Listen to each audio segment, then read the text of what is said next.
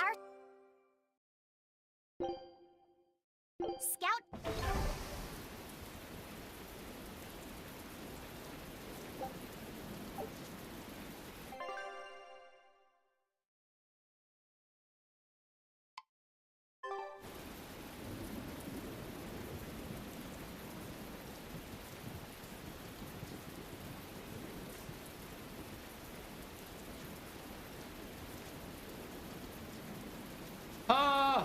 Hello. Hello? Hey there. Our meeting like this must be Providence, meow. We're in a hurry. Save it, cats. All the better, meow. I've just stumbled upon a perfectly nifty piece of stone just for you. What's it for? That's not a geoboard, is it? Bingo! I dug it out of some ruins, meow. They were made by Norman Meowny years ago for surfing along Earth pulses, but I can't use it, so I figured I'd pawn it off on someone else who could, meow. Wait, Norman made this? That doesn't exactly inspire confidence. Don't be so mean! We're capable of exceptional things! Sometimes.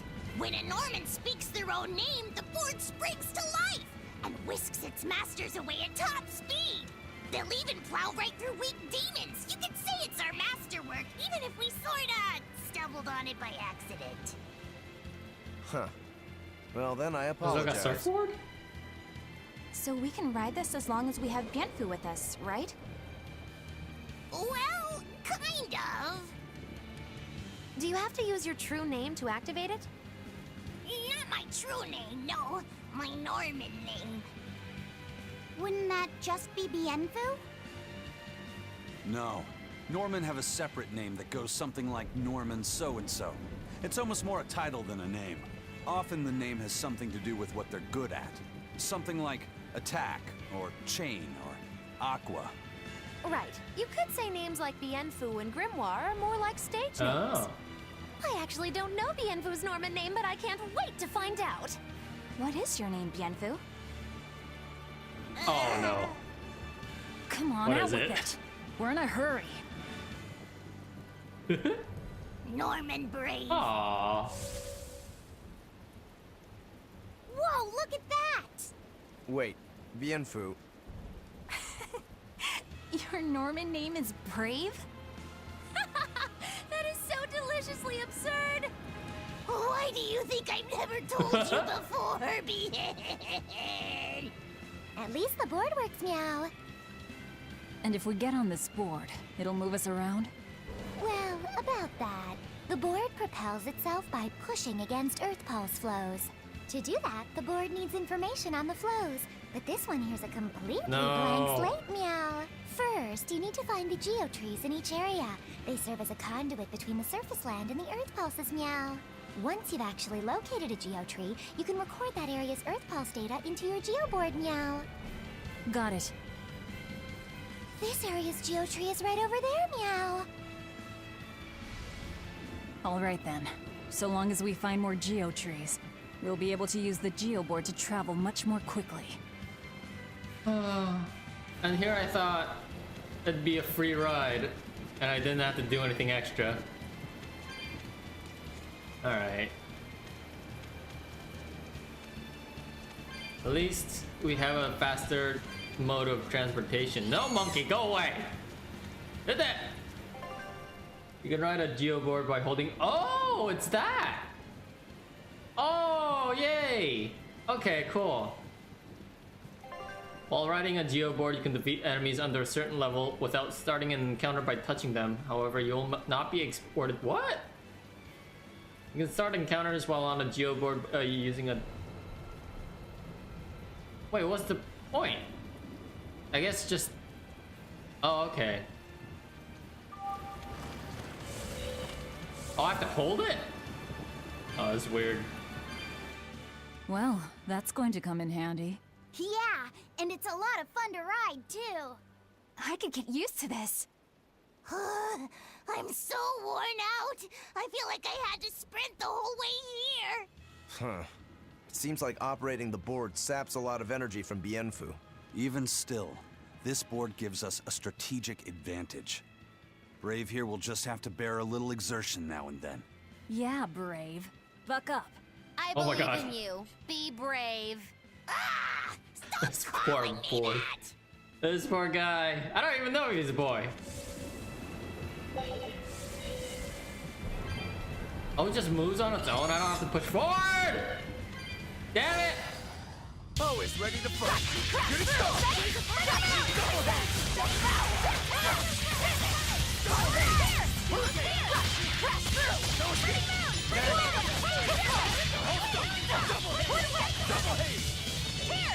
Big wave. No escape. Hurricane. Hold up. No escape. Deception. Double haze. I don't have to push forward. I just hold R2. Oh, this is kind of nice. I guess that explains why these souls are so well spaced out. No.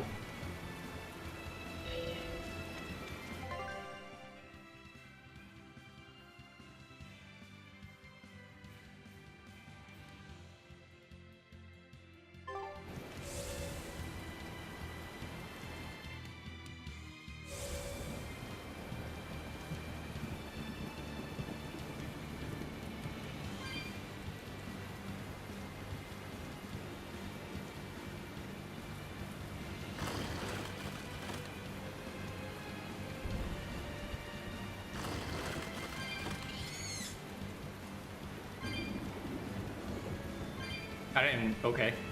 I didn't even see that one.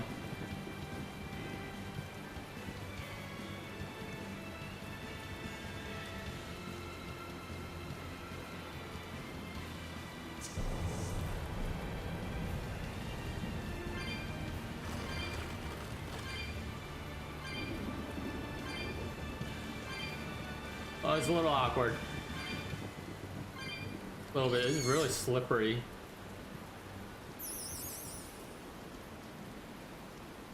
Oh, that's it!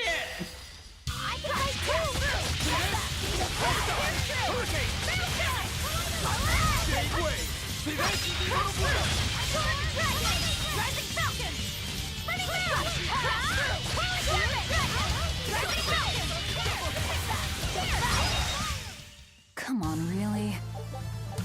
Neckbot.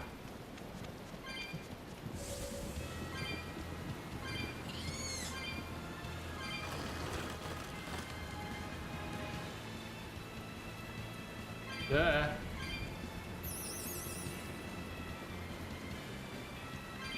Oh.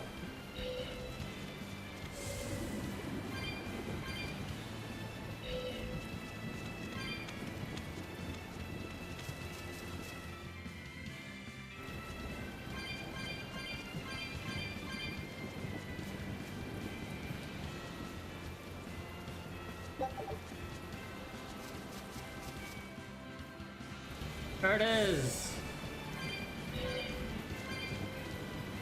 Oh, it's a big one.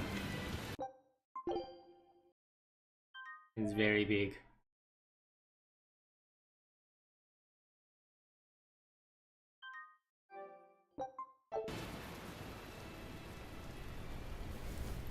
It's the butt. Attack the butt.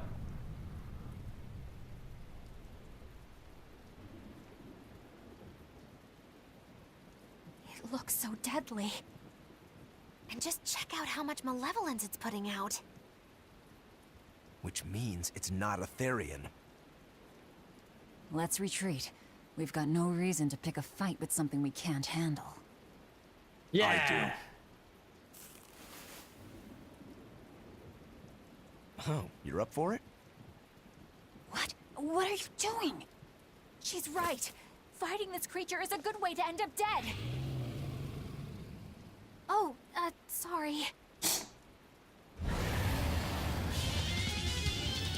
Here we go. Well, no turning back now. Shenlong. Damn Damn it, this wasn't part of the plan. Yeah, but training like this doesn't come around every day. Be on your guard. One wrong move and you're done for. I know, that's the fun part. Armor crusher! See this? Hold up! Cut! Here, touch your face! You broke me! The Karen's been it. Fighting order! Crimson Servant, lightning! Hey, armor crusher! Armor crusher! Crash through! I'll hurt you! Hold up! Hold up! Lightning! Soaring dragon! Rock sword! Feeling strength! 215 damage. Excellent. What?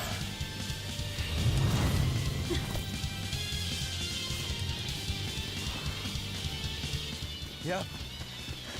This one definitely puts up a better fight than your average demon. Is there any hope of actually defeating this thing?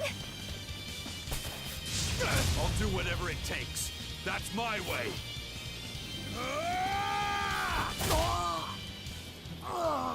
Zavid! Huh? Yeah. I see you're out for blood, as usual. You knew, didn't you, Eisen?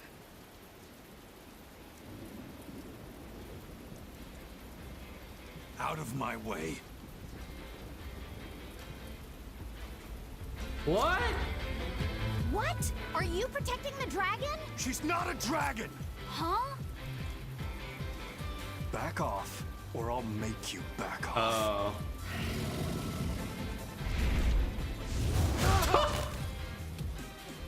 Bye-bye.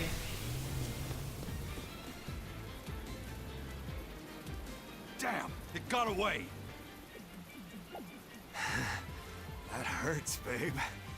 And here we hadn't seen each other in so long.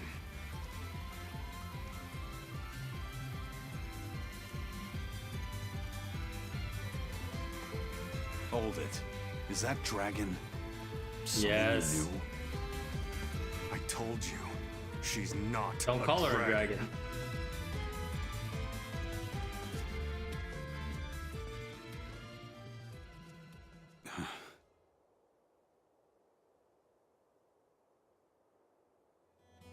So, it seems old Check Out Check My Out My Pets Pets. and the dragon have some kind of close ties. Did I hear you right? We're talking about a dragon here. I know what I said. But how could that be? When Malachim are tainted by malevolence, a dragon is what ultimately results. So you're saying that dragon was a Moloch Zavid once knew? She must be who he was praying for back in town. Yeah, most likely. But do Malachim put out malevolence like humans do? No, not by themselves they don't. But if one remains in contact with humans or demons who do, it will eventually taint her, and she will become a dragon. What about you, kiddo? You feel anything weird after you got thrown into the Earth Pulse at the Empyrean's throne? I did, yeah. Can't say I'm surprised. The air there was thick with malevolence being sent on its way to Enominat. If I'd stayed there, I might be a dragon too. Is having a vessel not enough to prevent a Moloch from transforming? A vessel can reduce the effect, but not eliminate it. By stripping their Malachim of consciousness, the Abbey exorcists seem to be able to inhibit the transformation. But nothing in this world is guaranteed. Can a dragon ever be changed back into a Moloch? Nope. Just like with demons, there's no going back. Do they still hold on to some part of who they were? You saw that dragon. What do you think? Well, that's... But Zavid still won't kill it. Must be his creed at work. Eisen, listen. Whatever business you and Zavid have with that dragon, I don't care. Do what you have to. But I won't tolerate you getting the rest of us involved in it again. Do I make myself clear? You've got it. Good. Now, let's get back to the Therian hunt. We'll regroup in Titania.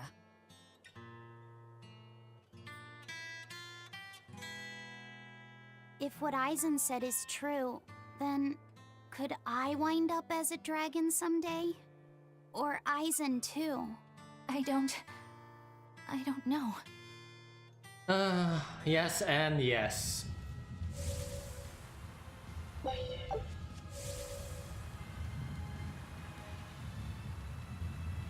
I mean, we have some solutions to the whole demon blade thing, right? Zavid's gun is one thing. Therian's is another thing.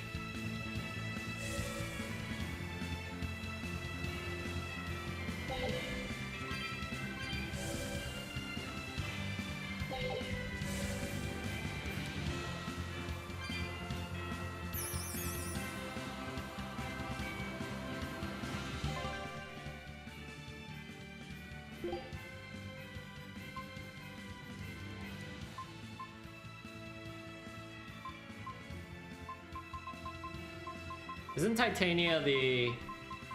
Oh, it's the prison. Alright.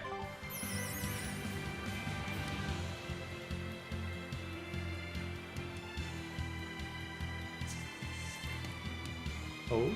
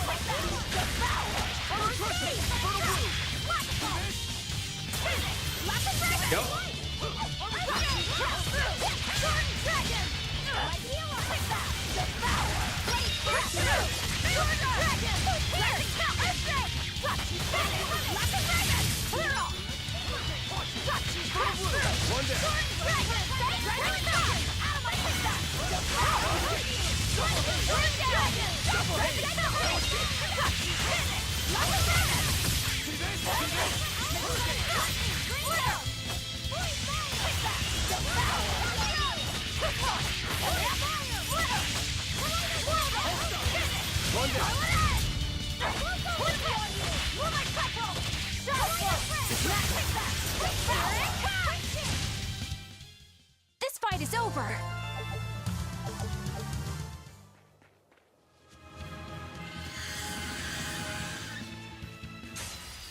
Don't waste my time. Hurricane! See this? See this? Killing flash! When I'm this close, I won't miss! Form zero! Thunder!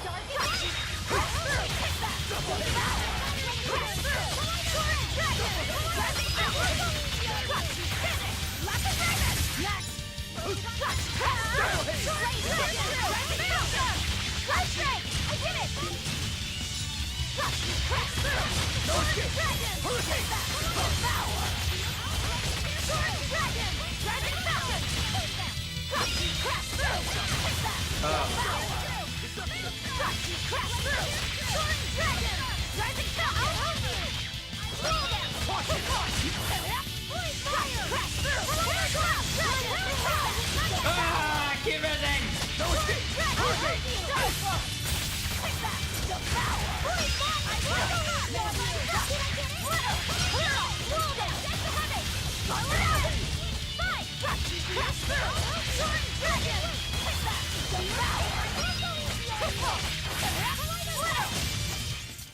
We won, right?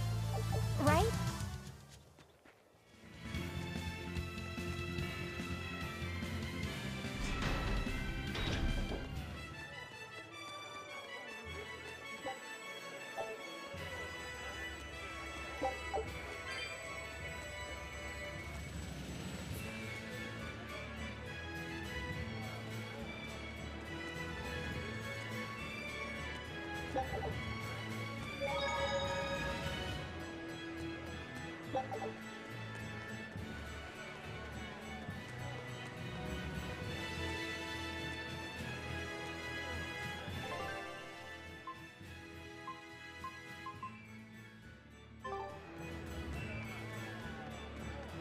Wait.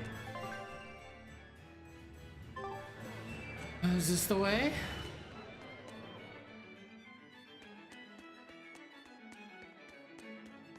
Oh, I haven't actually like explored this area.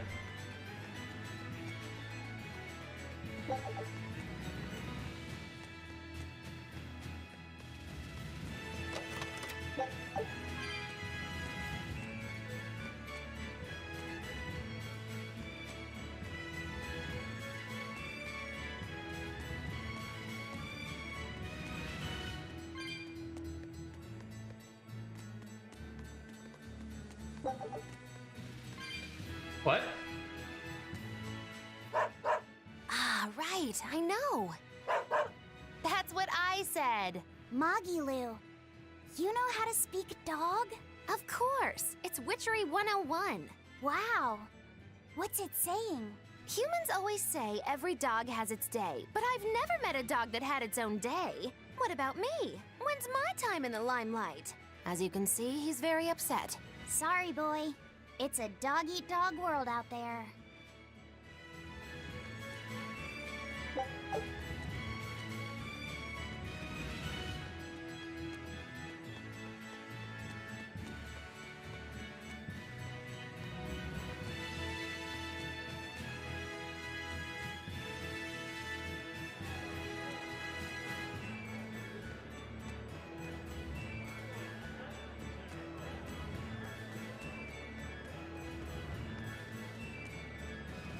What? Yeah, seriously. I know, come on. What's this dog saying? Humans always say, let sleeping dogs lie. But do you ever let me nap? No. Stop all the petting and let me sleep. I mean, come on. Practice what you preach. That's what I always say. You humans are all bark and no bite. As you can see, she has a lot of criticism for the systematic injustices practiced by a hypocritical and tyrannical human society. That is one astute doggy. What is... Why am I getting these?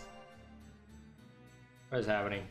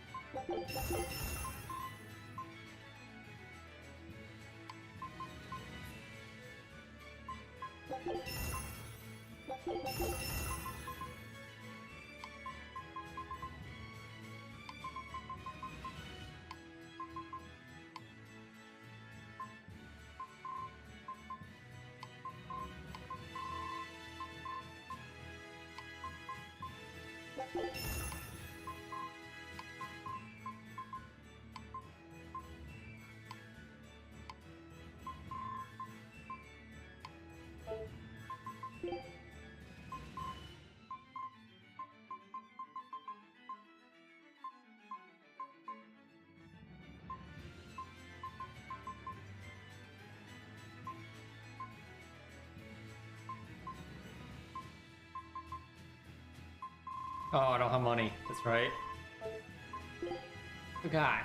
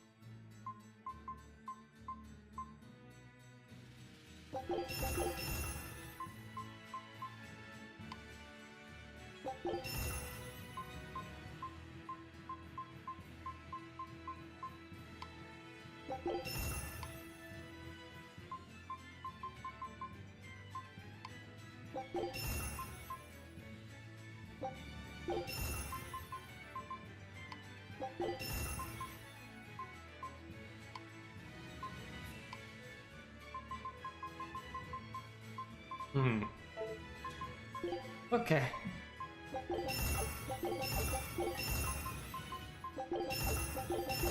Whoa, it goes to 4. Nice.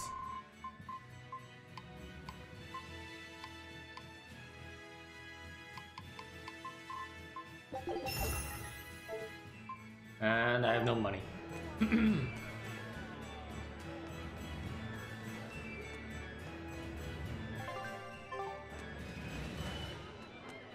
Talk to some dogs.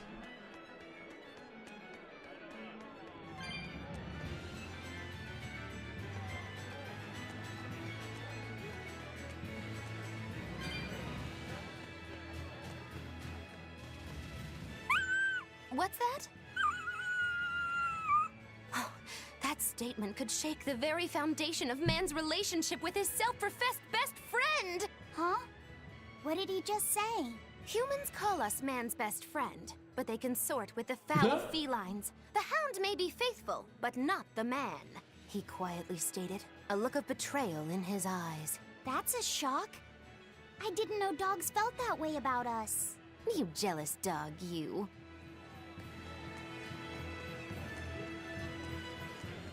I'm talking to dogs. I'm going crazy. Well, I'm not talking to dogs. Malgilu's translating for us, but it's still like in the realm of the same concept. Yay. Still haven't found that last treasure.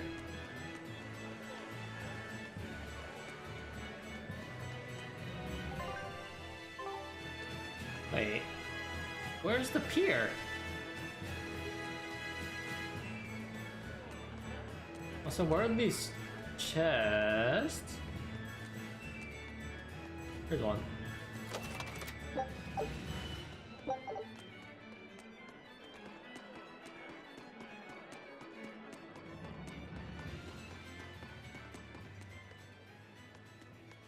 There's a cat's chest.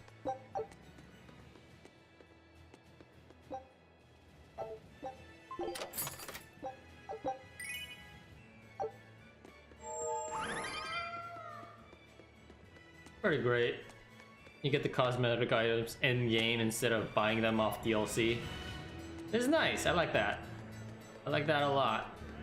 I missed out on a lot of cosmetic items in the past because they were all just DLC or add-ons. That's not DLC. Why would you pay $3 for one cosmetic item? Seems like a ripoff to me.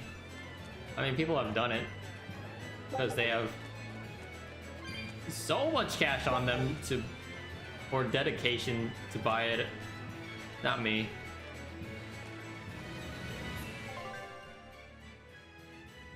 Oh, the sanctuary has a skit, and so does the inn. All right.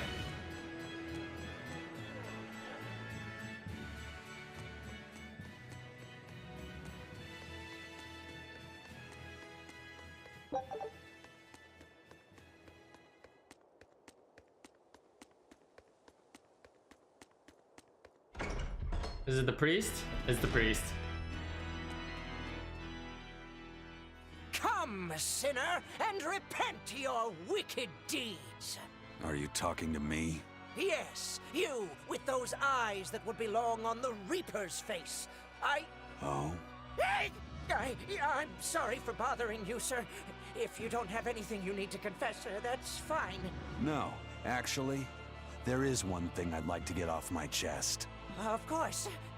Go right on ahead. This all happened a long time ago. But this Turtles brought over a painting by the master artist Beryl Benito. It was a gorgeous work of art. Too beautiful for words. The price was a little steep, but I couldn't help myself. Only later, I found out it was a total fake. So, you want to repent for letting yourself be guided by worldly desires? No, buying it was my decision. I don't have any regrets. Even if the painting itself was fake, my heartfelt admiration for its beauty was real. What are you going on about? Did you say something? No. Then for what do you wish to repent? The truth is, when I saw that painting, I didn't have enough money on me. So I swiped 100 gold from my little sister's hidden savings. That's the one part I wish I'd done differently. I see. Fear not, my son. No matter what the Empyreans may decide, I know your sister would forgive you. I hope so. He has a sister. It's his sister. Oh, still don't know the exact relationship or how their relationship is, but it's confirmed right here. Yay. Come, sinner, Hate and your repent wicked your deeds. wicked deeds. Do you Loves mean it? me? Yes, or at least I would, but perhaps you're too young to have done anything to repent. No, there is something. I've kept it a secret so far, but I'll confess it now. And I shall listen, my son. Not too long ago, I found a slug in the forest. And I read in a book that if you sprinkle salt on a slug, it'll shrink. I wanted to try it out for myself. So you sprinkled salt on the slug. It's true, that was not a good act. But if the experience taught you to respect life and its fragility, then the slug's sacrifice was not in vain, and... No, that's not what happened. I messed up and I put sugar on the slug, not salt. And... Oh my god! then the sugar attracted a whole bunch of ants to the Oh, slug. Jesus. And it was awful. Ugh. I'm so sorry, Slug. You didn't deserve that. It's okay. I forgive you. It was all a terrible accident. There's There's one more more. thing. I wanted to see what would happen if I poured sugar water down an anthill. And I'm sorry to you too, ants. Kids can sure be weirdly cruel sometimes. Oh. Oh, what is this?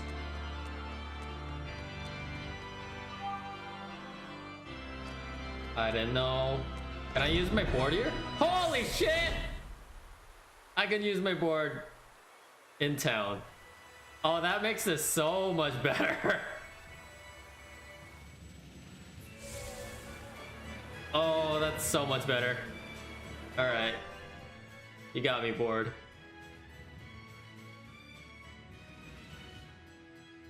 There really no...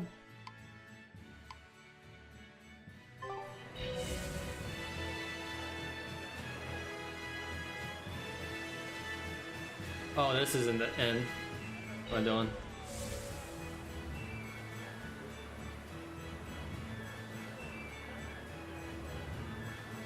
I like how she leans when she's on the board instead of like a static, you know, T-pose. I don't even have enough money. Hold on, I'll be right back. You need to pay gold to see this.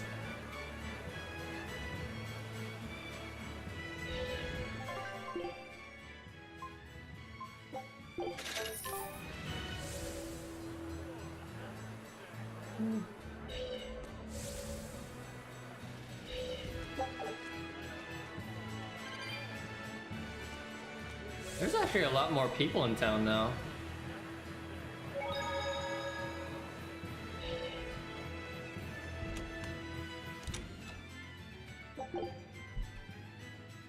Velvet! Let me in this instant! You can't come in. And if you do, I'll eat you. It's not just your room, you know. You took an oath to obey my every command if you lost our fight. And I'm commanding you to wait just a little longer. What are you doing out here in the hall? I left to go out on a little errand, but when I came back, Velvet shut me out of our room. I've been standing here for over half an hour, but she seems no closer to letting me in. I don't know what to do. Any idea what she's doing inside there? No, I don't have a clue. All I can tell you is that sometimes I can hear something like deep breathing and soft moaning. Well, she must be doing something in there she doesn't even want a fellow woman to see. No.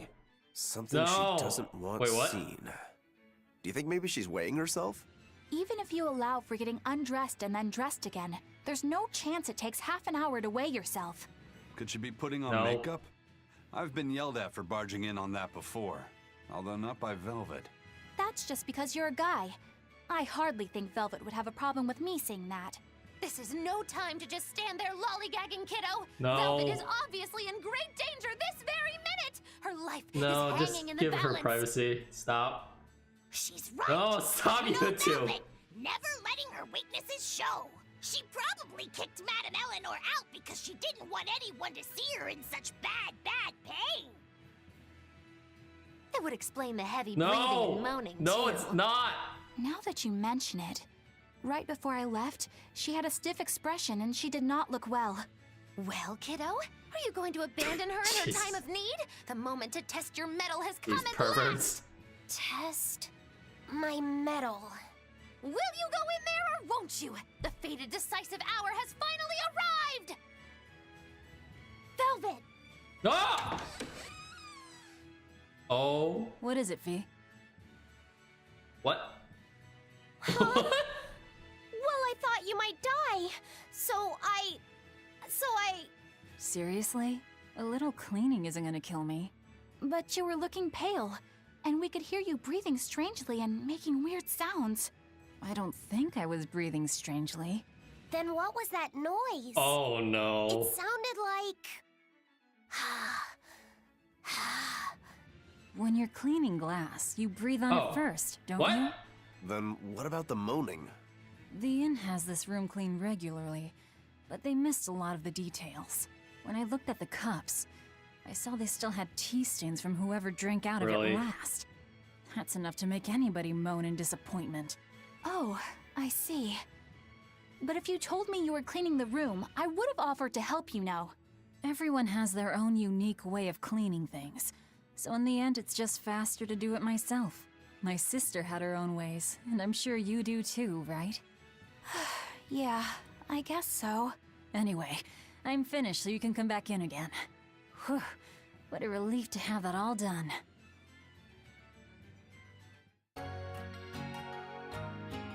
I'm a pervert! I'm sorry! I'm a pervert!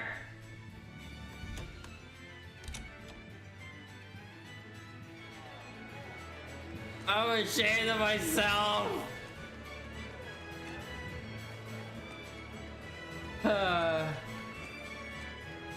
That was too much. Too much in the morning.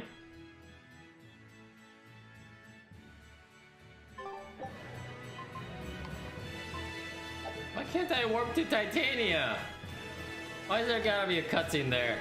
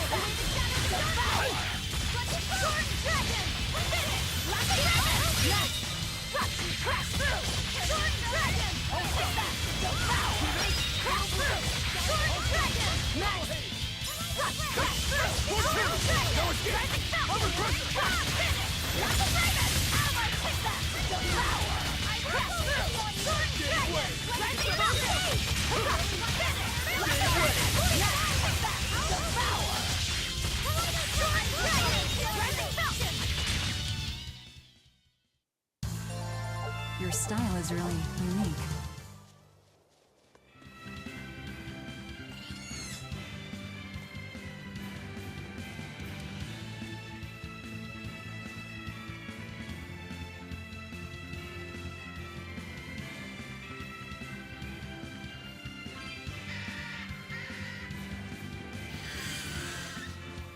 I'm kind of surprised that they would just show you where the geotree is instead of you looking for it. Really simplifies things.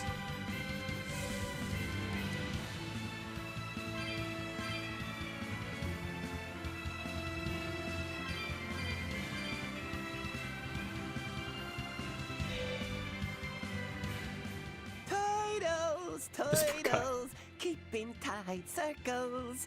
Oh, perfect timing, Eisen. I's got a letter for you. A letter? Did you get a reply to that letter you sent? What's it say? What's it say? I know everything that you've done. Repent for your horrendous deeds, you monster. What did you do, Eisen? No idea. There's no sender written on here either. Who would write something so awful? Who cares? If I gave a damn about other people's feelings, I wouldn't be a pirate. I suppose that's true. Forget about it. What's the status of the other stuff? The Palmier made it just fine. But we've run into some troubles finding the Nordals. My deepest apologies. What are Nordals? Nordals used to be given out by Empyrean temples. If you collect a set of 4, you find happiness. Oh, so they said. Nowadays, there's only 4 left. Red, blue, green, and black. Even worse, nobody hardly knows nothing about them. Dolls of the Empyreans. Do you think they're like that one we saw of Aminoch in that shop in Isolt? Kind of. But these are less gloomy looking and more, how can I describe it? Something like a quiet radiance? A quiet radiance. That's perfect! I think I get it. I'd never have pegged you as a collector of religious claptrap, Eisen. Think they'll help keep the Reaper away? Probably not. But in the off chance they actually work, they'll keep her safe. Her. Hey, that letter Eisen sent off earlier was addressed to a woman, wasn't it? Our little Laffy set is growing up. No, I wasn't implying she was his girlfriend. Her writing just seemed more mature, and...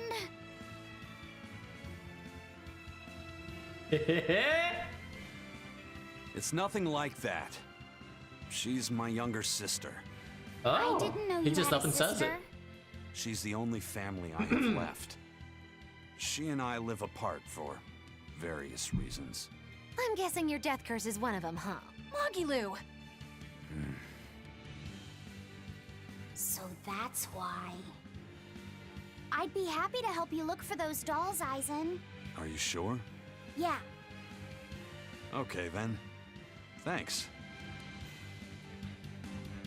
I saw Benwick and the other crew members get into a serious fight over whether cats or dogs were better. I don't get what the big deal is.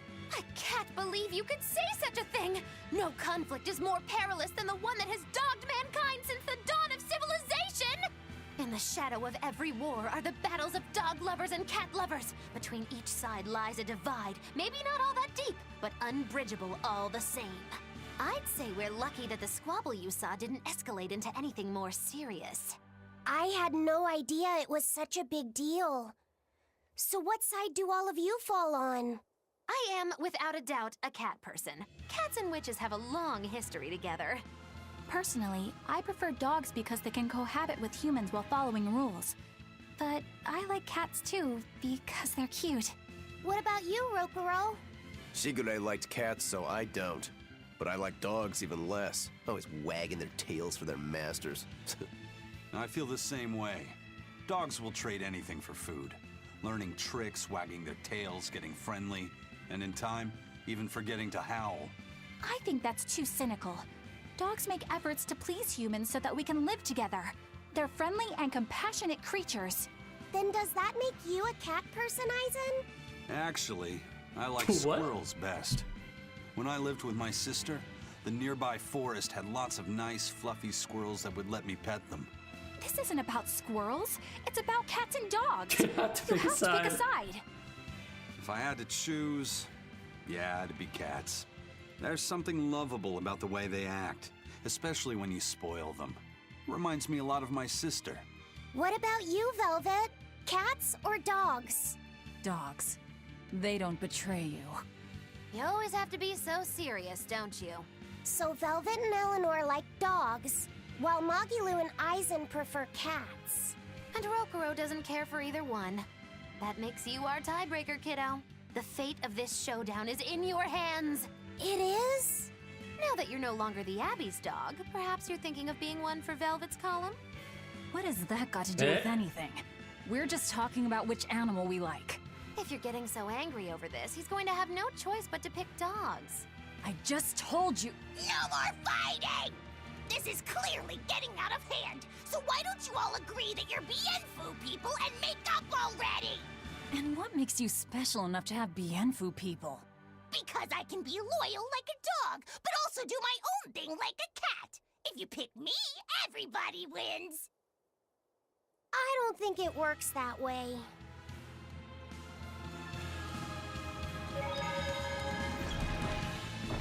I've only owned a dog, so I can't say I have a say in this argument.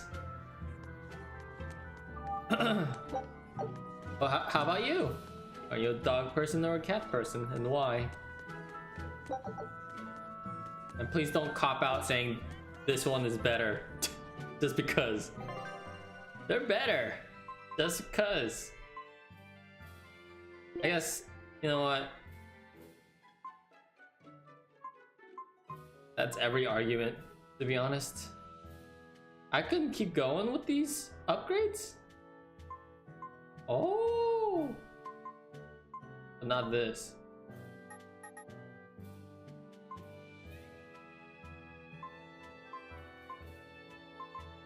Wonder if I have to mask. Nope.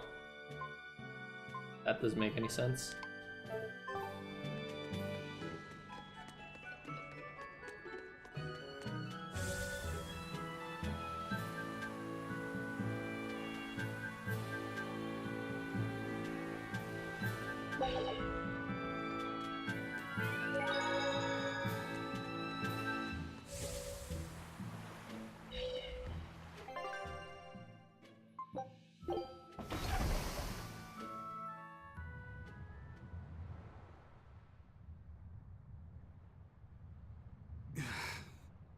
I guess a dragon was a bit much to take on, even for the Reaper.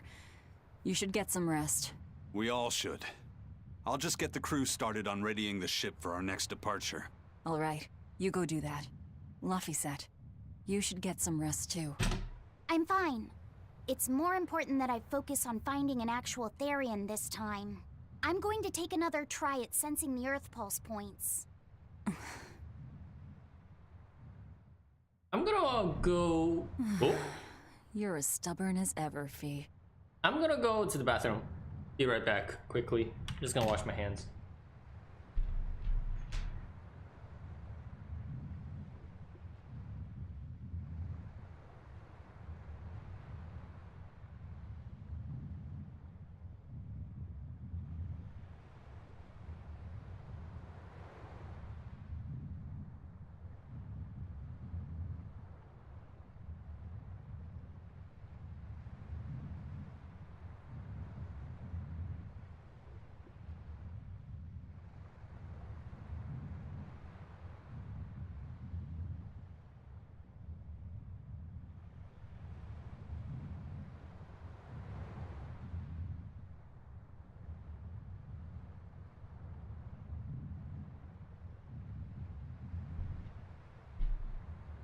Okay.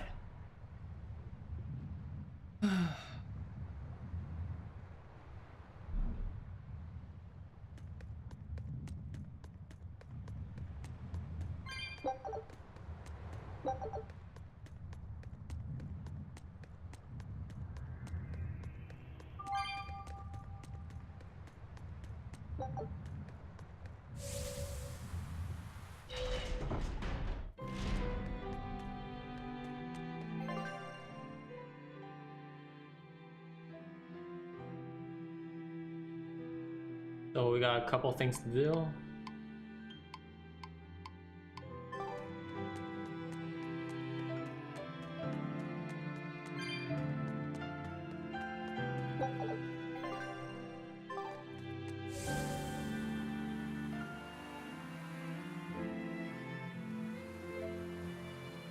Ugh, awkward.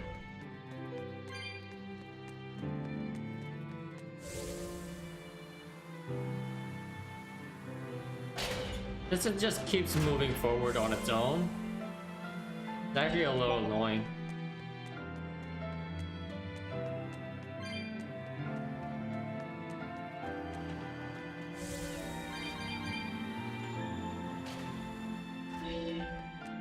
Hey, Kuragane, let me ask you something. More complaining, is it? Come on, don't be like that. Every time I turn around, Velvet or one of the pirates is telling me to go make some delivery to some island. I can never get a break. Isn't that just a sign they think you're a dependable guy? Maybe, but I don't see them sending you off on errands. It's like they take one look at your face and decide to leave you alone. I don't have a face. Oh, right, sorry. A slip of the tongue.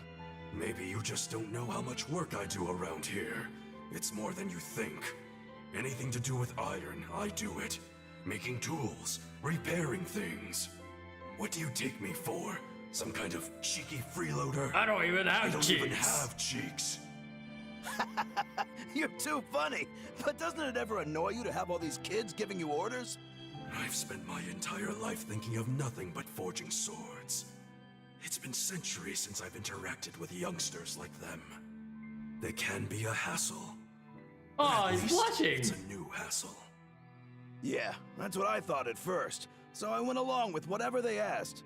But I've been too nice, so they keep pushing work onto me.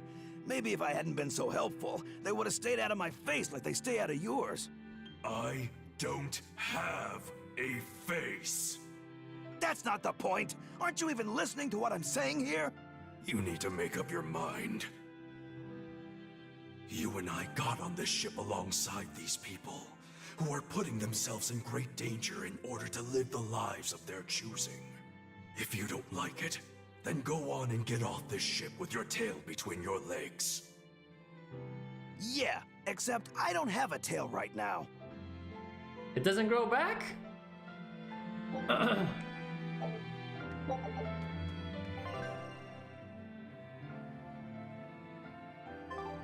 Something at the end.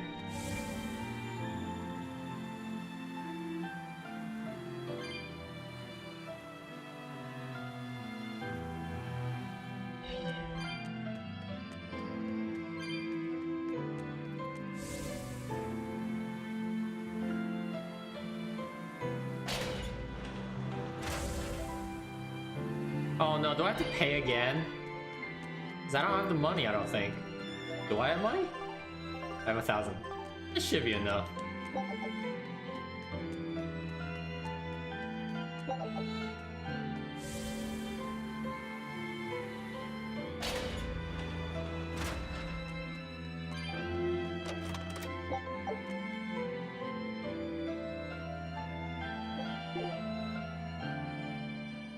The oldest known map of the world was made by... Wow, it took them decades! You always look so happy when you've got your nose in a book. What's so interesting about the one you've got there? It's a book about surveying. When I read it, I can imagine myself traveling afar and making maps of the world. It sounds like so much fun. I know just how you feel. I know Magilu and the others don't understand. But I just can't help but feel excited when I think about us completing a map of the entire world. It's the thought of treasure that gets me more fired up. Obviously, there's treasure waiting to be unearthed too, but that's more of a bonus on the side. Crossing uncrossable oceans, going to lands where none have gone before. The voyage itself, the dance with death, these things hold value greater than that of any treasure. Ah, adventure! Truly the romance of the quest we call life. Laphicet, you had a map, didn't you? The one you dropped when we first met? It's a world map I got when I was with the Abbey, but I only checked out the places really close by. I could hardly call it adventure. There's more to adventuring than visiting far-off lands and sailing stormy seas, you know. Adventures are about achieving your ambitions and leaping across the walls we've built to protect ourselves, no matter the danger that waits on the other side. There are no big or small adventures. Even if I only went to Helavis and the Figol ice caps? Think of it like this. When you sneaked out of town without the Abbey noticing, when you walked the land and compared it to your map, how did that make you feel? It was scary, but fun. Exhilarating. Then it was an adventure. The map you made within yourself is a treasure that's only yours. Wow, my very own treasure.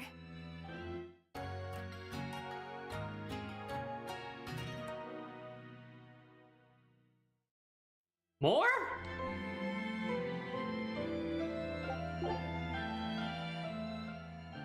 Whoa, awesome. I swear, the second he has a spare moment, he buries himself in his books. Knowledge opens up bigger worlds. I imagine that back when Teresa was bossing him around, reading was a fun escape, an adventure in and of itself. What's up, you guys? You're reading a pretty hard book there, aren't you? This? It's about dinosaurs.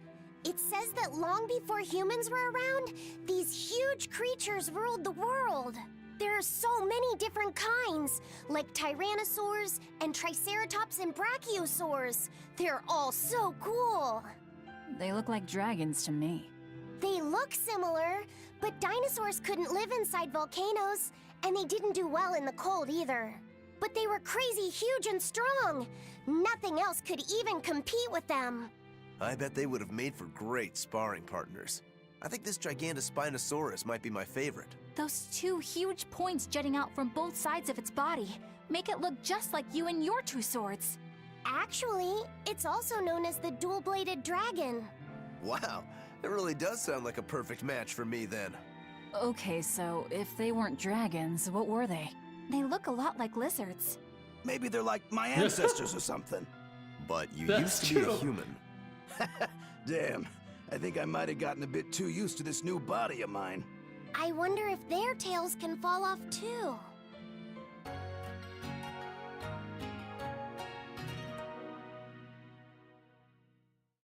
More!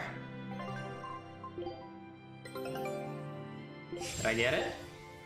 Nope. Have I been cooking?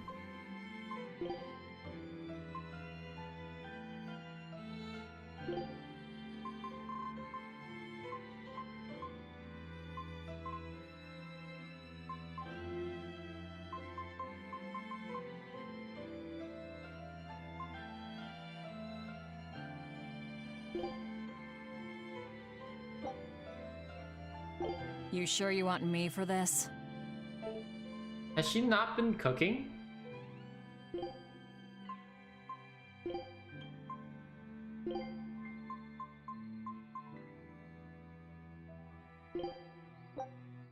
You sure you want me for this?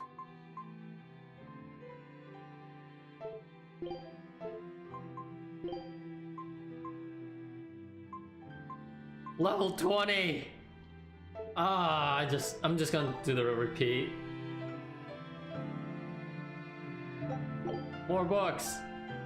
No? Did you ever figure out if that bug was a stag or a rhinoceros beetle?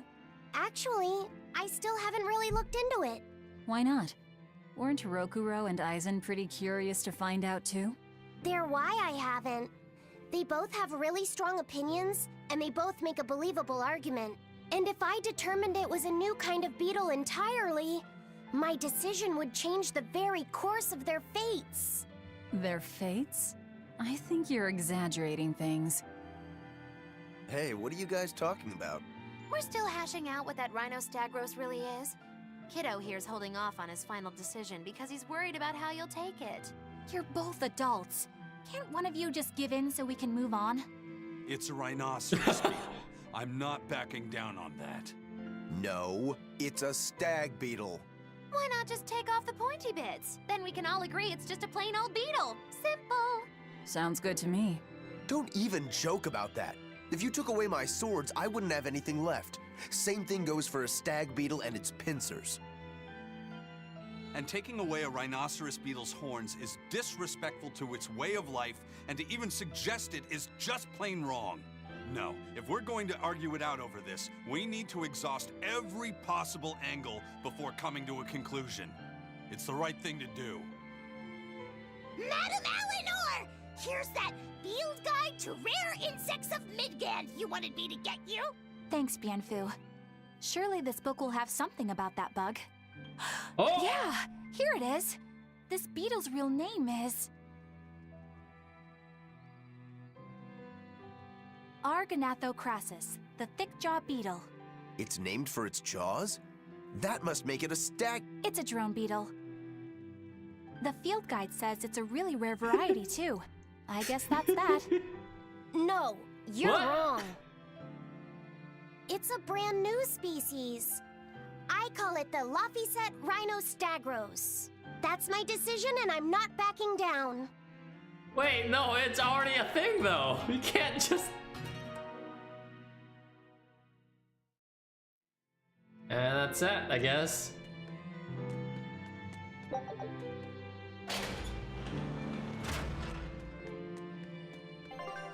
I guess we're going downwards. Rest for a while. No, I'm gonna go down to the cell that I've been living in for 2 years.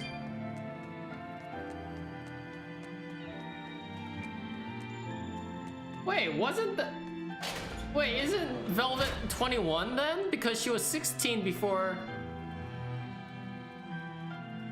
Oh, no, she stayed in... Okay, never mind. She stayed in the hole for 3 years, and that's when she was 16. Okay. I thought something else. I was just getting confused with dates, like I always do.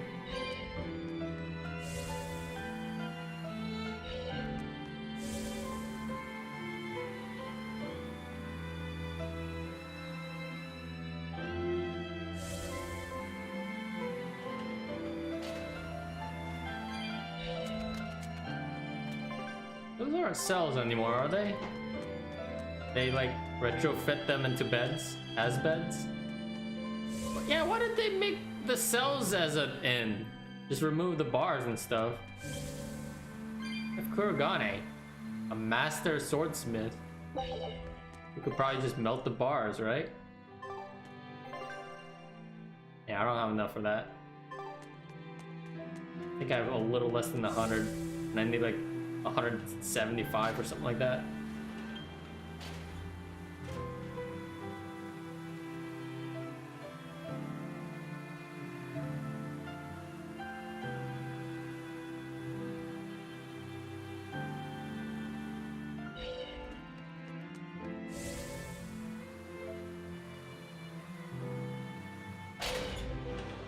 Don't push yourself too hard now, Laphicet.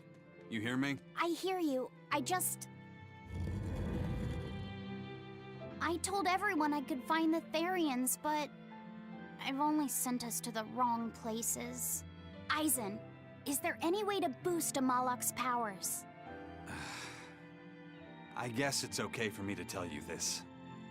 The majority of Malakim today have their consciousnesses sealed away to be used as mere tools for the exorcists. But originally, Malakim were beings who received prayers from people, and in return bestowed their blessings upon nature and mankind. So you're saying that when humans pray to a Malak, the Malak receives great strength? Yes. In general, at least. Some Malakine, like me, buck the system and bring about misfortune rather than divine grace. Oh, that's unfortunate. But who would ever pray to me? Maybe you didn't lead us to any Therians, Fee, but it's not like we came back empty-handed. We found orichalcum to use against Shigure, and we also learned we can hold our own against a dragon. Velvet.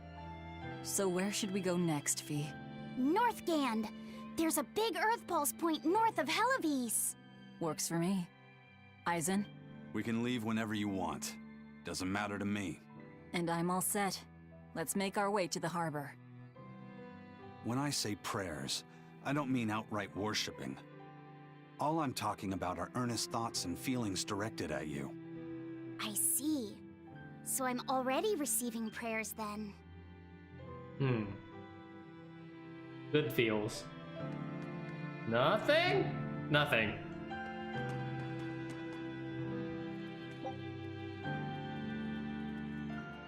Is that not the front docks? Oh, there's something on the South Watchtower?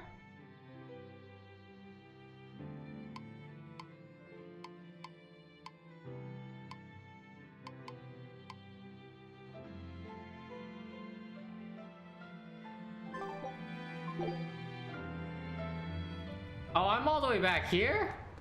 I guess that's not bad.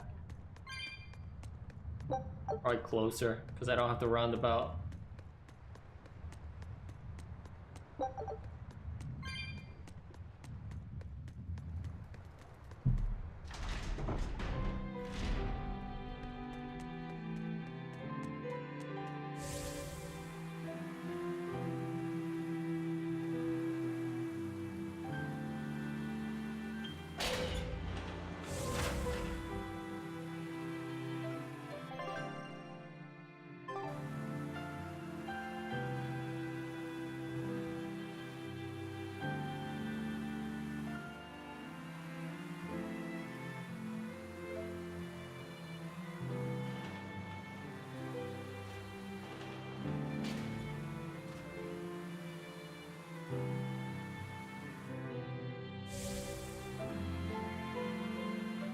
It's all thanks to you that construction of our hideout is proceeding so smoothly. About that retractable ventilation shutter, please, let me make a new one. What? Why? We already installed it, and it works just fine. It's the hinges. When they move, it makes this unbearable squeak.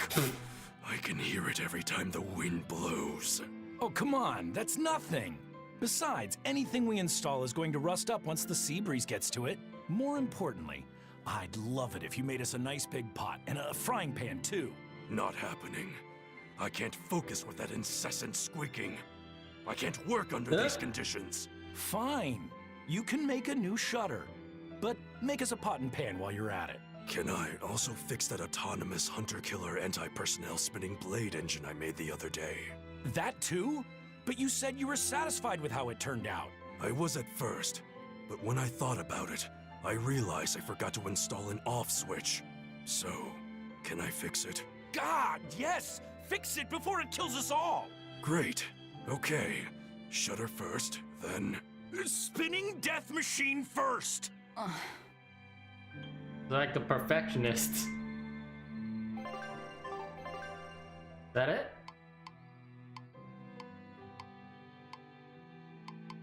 I think that's it. I guess I had to do this because that star wasn't there before.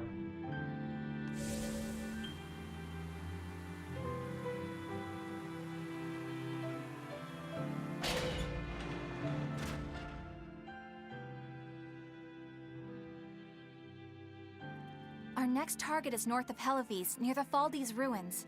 In light of everything we know, I'd say it's highly likely we'll find a Therian there. Let's hope. Then we should make our first stop, Port Helivis. With the, mischief we got into last time, getting into the city might prove difficult. Benwick, how are things in Helivis right now?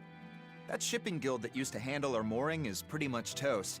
But for some reason, the Abbey isn't watching the port as much as they once were. Unfamiliar ships have been hauling in relief supplies, so if we pose as one of the transport ships, I think we can slip in. And if we divert some supplies to an unofficial channel, we might be able to secure a new mooring partner. Smuggling in relief supplies for our own disaster. Cheeky bastards, aren't we? It's what'll get us in. That much is true. It's a plan. Roger. I'll get right on it. Hey, Eleanor. Abbey exorcists don't pray to their tethered Malachim, do they? You mean something besides our oaths? An oath is a magical formula that grants you power in exchange for binding you to a rule, right? Yes, though that is simplifying it a bit. When Malachim receive human prayers, they bestow their blessings upon people and nature. Eisen told me that we Malachim grow stronger when humans pray to us. Prayers and blessings? I've never heard of that. I used to think the same way as the other exorcists. Malachim are merely tools that allow us the use of arts. Yeah, that's what I figured. But Innominat is different. The exorcists all worship him. They have faith in his mighty power. And not only that, the people of this nation pray to the Empyrean for salvation, just as Artorias instructs them. Ah, I get it now. See the wheels turning, do you, kiddo? Huh? Artorias founded the Abbey within the existing Church of the Empyreans, so that he could direct the people's thoughts towards Innominat. So that even while they lionize Artorias as their savior, they're made aware of Innominat's presence behind him. Everyone starts believing in Innominat.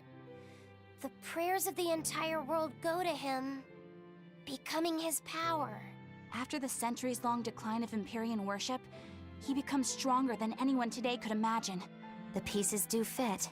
Oaths, prayers, blessings, the demon blight. So much in this world is affected by matters of the heart.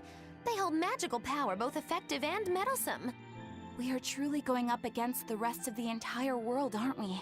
Don't look so troubled, Eleanor. I'm gonna do my best to get stronger, so believe in me. I am a Malak after all.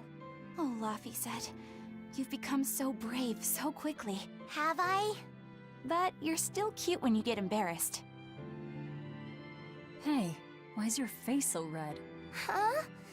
My face isn't red. Huh? Oh, he has his glasses on! It's canon! Hey, Eisen. What's it feel like to get a letter? I don't feel anything, nor do I want or need to. There's no joy in receiving these things. Huh? Why not? Don't be so shocked. Look, it's just an invoice from the turtles. What's the big deal anyway?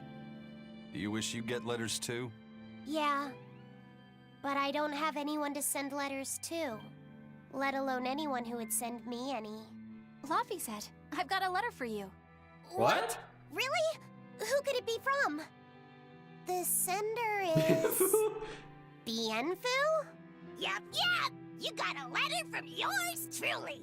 I figured you'd be wanting someone to send you a letter right about now, so I wrote one up for you. What do you think? You're happy, right? Oh, yeah. Thanks, Bienfu. I'll even read No. it for you. Dear Malak Laphicet, I hope that this letter finds you in good health and high spirits. Thankfully, I'm doing well myself, with no major changes to report. Bienfu's taking all this so seriously. It's so rare to actually see him like this.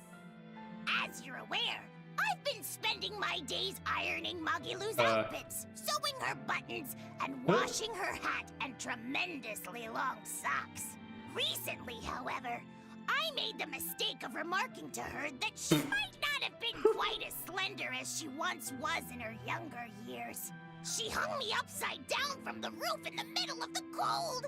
I nearly became a frozen Normansicle.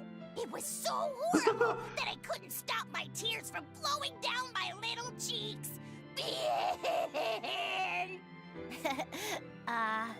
There's the Bienfu we know and love. But all you wrote about in that letter was yourself. And you even read it out loud yourself. That's okay. Thanks, Bienfu. It feels nice to get a letter. That's so kind of you to say. I think I might cry again. Is that it? Alright.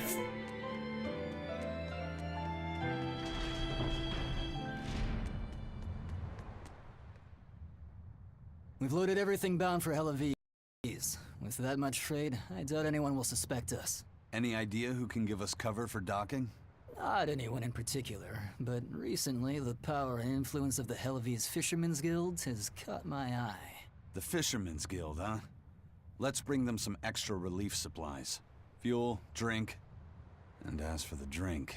12-year-old amber draft. The sailors of Headless have an eye for the stuff. You heard that from Dial, I take it. He's got a sharp eye. He took a bottle in payments, but I say we turn a blind eye to it.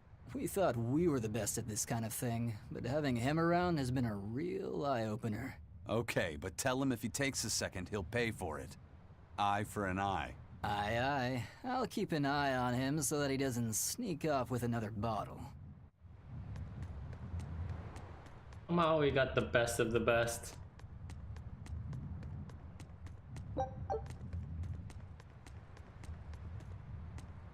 The supplies are loaded. We can make for Headless whenever you want. That was fast. If we weren't hard workers, we wouldn't be sailors. Eleanor! Oh, what's wrong, Kamoana? She said she had a dream about her mom. When Mommy saw me, she said I looked scary. That she didn't want a scary little girl like me. Your mother would never say that, sweetheart. But how can you be sure? Well, how do I put it? I know because I know. You're just lying to make me feel better.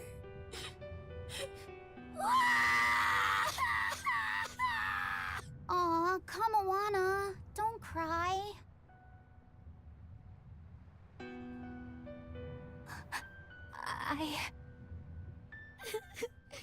Let's give her a hug! Oh, this is the part I hate about little kids. Yay!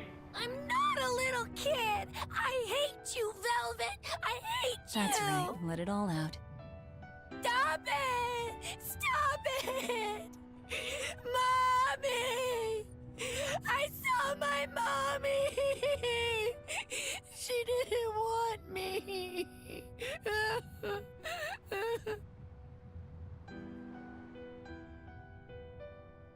She managed to cry herself to sleep. They're not rational creatures. Sometimes you just gotta let them cry it out. You seem used to it. I guess you could say that. Laffy usually kept himself together when he was younger. But when he was really little, he had times like this every now and then. And on that note, let's take off all we can. My liege, Dial, I leave Kamoana in your care. I'll do what I can, but kids as sweet and honest as her are harder to deal with than corrupt bureaucrats. An outlaw prince and a talking lizard are no replacement for a mother. That's true. Just gotta give him a hug, god damn it! Sometimes it's all it takes.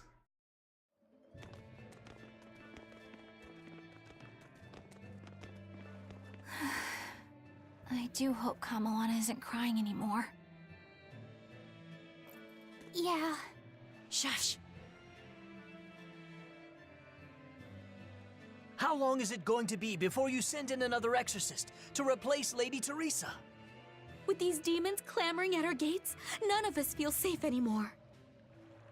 You have our deepest sympathies, but we were sent here on a different mission.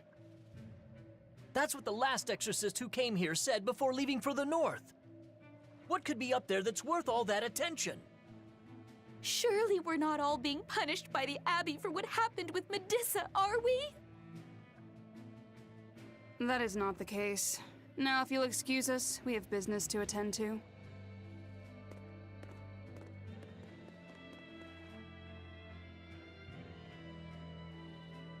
So the exorcists are just passing through town and heading straight north. Odd.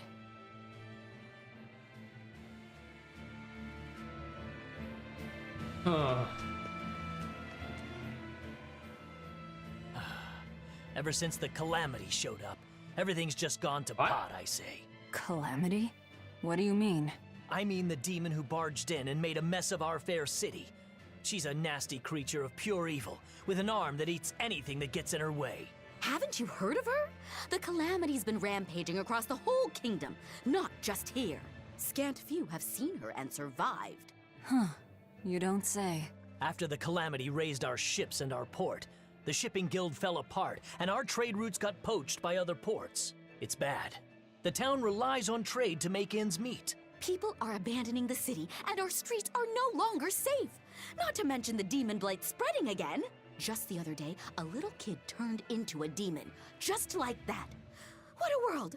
What a world! What have the exorcists been doing during all of this? Well, Lady Teresa was in charge of this region, but she came up short against the Calamity and got a fat demotion for her troubles. Several new exorcists have been reassigned here, but once they arrive, they all traipse right off to the ruins up north. This has to be Medissa's fault.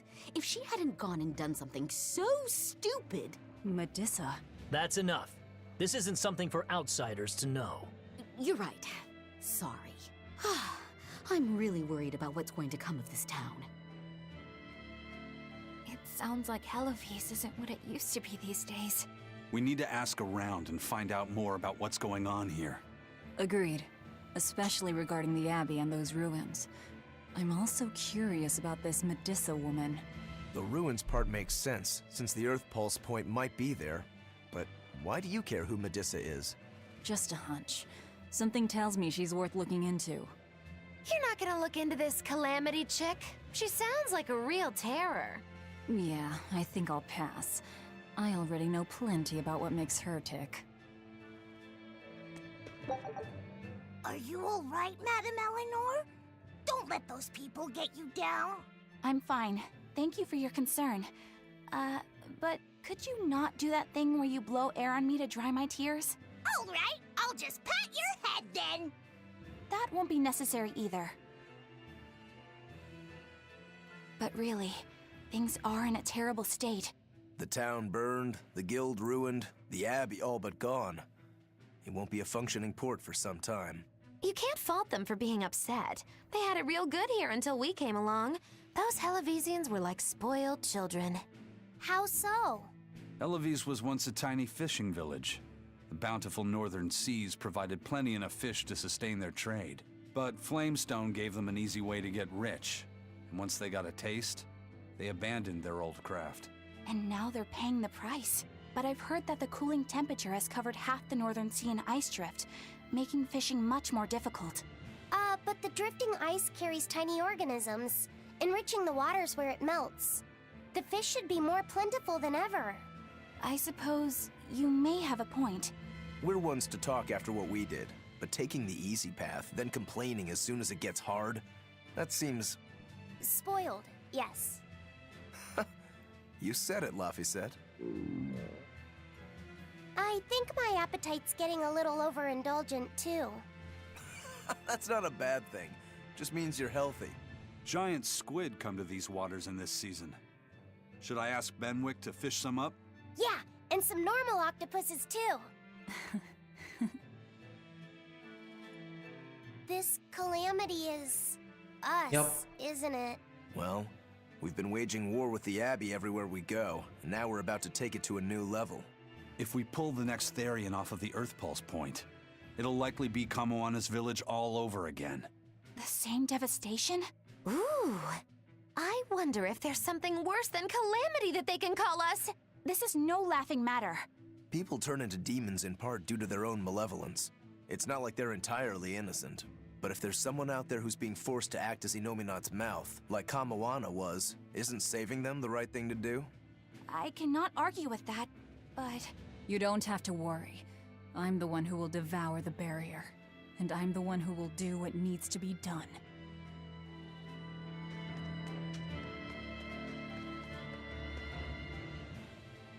The demon attacks have ground trade to a halt. But people are slowly starting to fish again. Are you a fisherman too? Aye. This town got swept up in the recent trade boom. But back when I was a young lad, this was a fishing port through and through. Ever since the shipping guild took over the docks, all of us fishermen got muscled out. Making this a commercial port has helped the town grow. But a lot of people weren't so happy with the guild. It's too bad everyone couldn't just work together. Once money gets involved, people change. That's true no matter what age you live in. The people know it's the ones making the money who lead the charge. But we follow anyway. It's human nature. I hope everyone changes their minds once we start rebuilding. But who knows what will happen. Oh, I keep forgetting how deep this game is. That's a lot of stars. Here we go.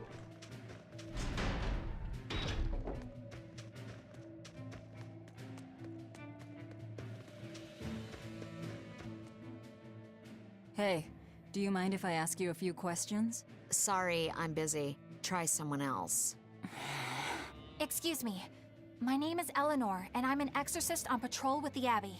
I was wondering if I could solicit your honest opinion about how this town is being run. Oh, I didn't realize there was an exorcist with you. Yes, please tell the Abbey we want Lady Teresa back. Her governance was strict, it's true, but at least we could live in safety. Now, all the exorcists run off to the Faldi's ruins and leave us here in the lurch. They value some dusty, faraway ruins over the lives of the good, hardworking citizens here. It's just wrong. We've always been cooperative with the Abbey's demands, and now this is what we get in return. I see. The Abbey appreciates your, candor. I'll pass your comments on to my superiors. Damn. Alright. Calm it down, lady.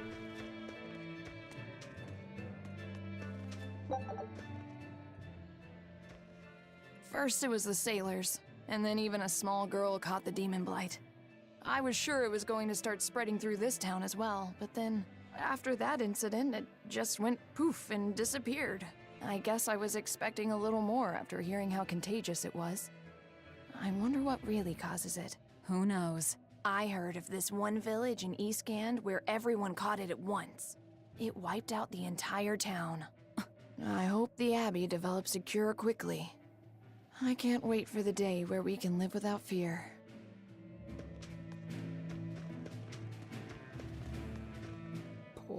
Poor Medissa.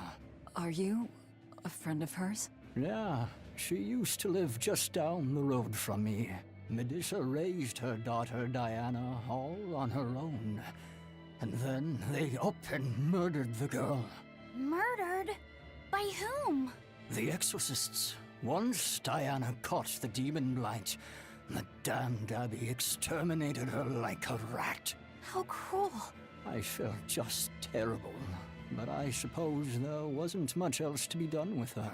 But Medissa, she hated the Abbey for what they'd done, so she barricaded herself inside the sanctuary. She just kept on screaming, all like, demons have feelings too. What happened after that? I wouldn't have been surprised to see her executed, but luckily, she was spared that much. An exorcist stopped the guard who was about to cut her down, said, "Don't kill her, she's receptive." Receptive, huh? I think that's their way of referring to her deep faith.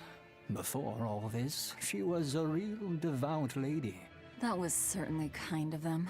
Medissa really cherished her daughter. Can't much blame her for blowing up like that.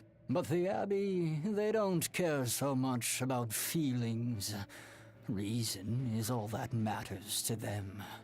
They don't take kindly to people disrupting their order.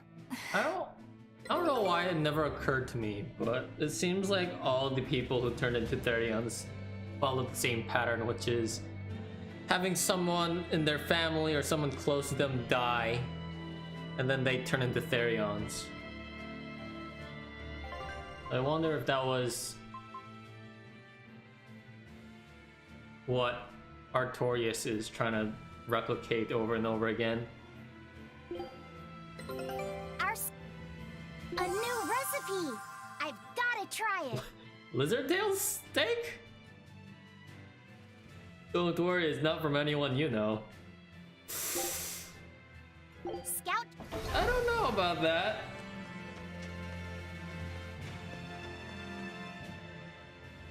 If you go north from Hellebes, you'll come upon the Faldes ruins, which are Abbey property. Mainly, it's used as a checkpoint for hauling ore that's extracted out of Mount Killerhouse. But between you and me, I hear the Abbey also uses it as a prison camp. A prison camp? Are they capturing demons? Heavens no! The demons they kill on sight. No, these prisoners are human criminals. Not long ago, this woman killed someone and locked herself up in the sanctuary. I hear she got hauled off to the camp. Why do you think the Abbey would use the ruins for a prison camp? Who knows? Maybe they need a place to deal out their harshest punishments. The Abbey's not known to be forgiving after all. But these are just nasty rumors I heard. Of course, I don't believe a word of it. Gossip. Is that chest open again? Or closed again? How did I get there again?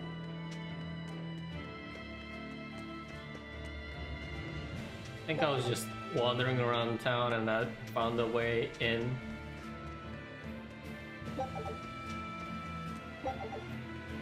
Or it's right here. Never mind, I found it.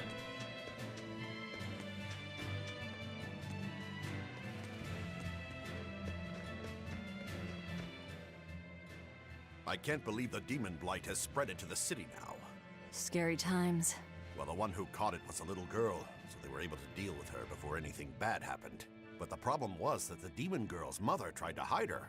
That's only human nature. These are dangerous times. We dare not let our emotions control us. One person's selfishness could endanger the entire community. Oh, right. Thankfully, an upstanding citizen noticed something suspicious and reported the child to the Abbey, but the mother went mad and killed him in retribution. And what makes it all the more lurid is, I heard the man she killed was a fellow she was actually thinking about marrying. The daughter had been dead set against her mother remarrying. You can taste the irony. That's horrible. Damn! Coming. If there's anything worse than demons, it's people who can't control themselves. So, Diana was a girl turned demon who was killed by an exorcist. And her mother Medissa hated the Abbey for it. And the Abbey is using the Faldes ruins up north as a prison camp. It's a lot like what happened to Kamawana, isn't it? It's natural for a mother to love her own child. To make that a crime. What I'm curious about is the use of the word receptive to describe Medissa. So long as there is one receptive to divine power, Therians shall be forever reborn. If our interpretation of that ancient book is right, it likely means she's receptive to Inominat's power. Meaning they brought Medissa to those ruins where there's an Earth Pulse point, and then they made her into a Therian. That would certainly put all the pieces together, yep. Plus, if this Therian the Abbey created already hates them, that's all the better for us. Yeah, I imagine she'd be willing to work with us. Although, it sounds almost too easy. Did I jinx it? I just jinxed it, didn't I? Yeah. Probably, but we won't find out until we try. True. Let's head for the ruins. And don't worry, you totally jinxed it. I was thinking the same thing. Sounds a little too easy.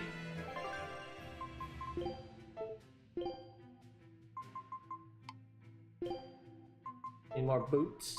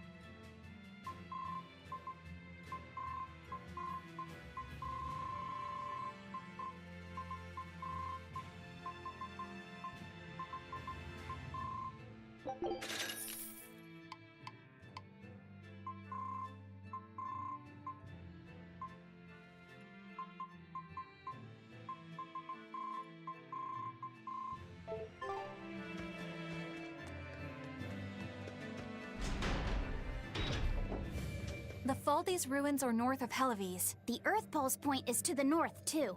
Probably in the very same place. Helives is different now, isn't it? Maybe, but you've changed too. True. When I first met all of you, I never could have imagined I would go on such a journey. I could barely even think then.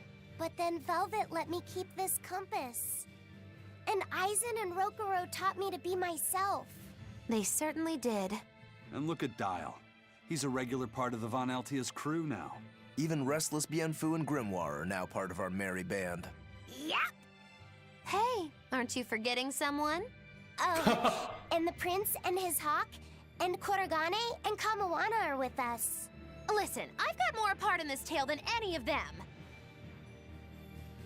Hush. Whatever I'd say, you'd say doesn't matter to you. At last you begin to understand me. Magic Hazam.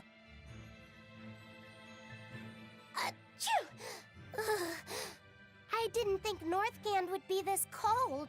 But Northgand was Teresa's territory. Wouldn't you have been here with her? I think having my awareness controlled meant my senses were dulled as well. I see. But the cold doesn't seem to be bothering Aizen at all. In fact, everyone else seems comfortable here. If you shiver at these temperatures, you'll never make it on the high seas.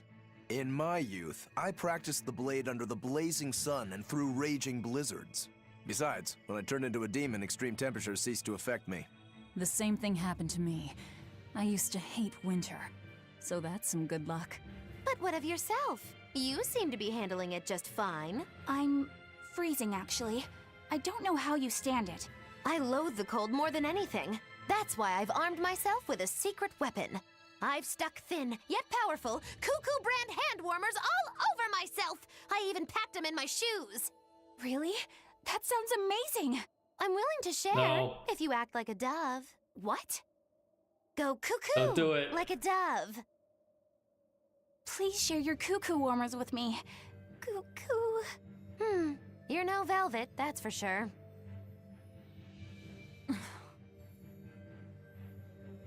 She did it.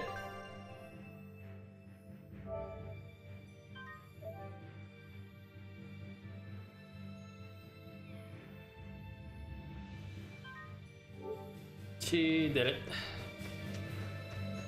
I can't go up here, can I?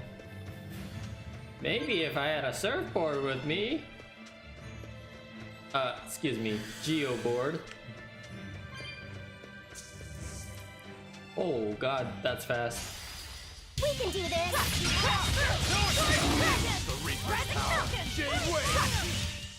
It's over, right? 8. Okay.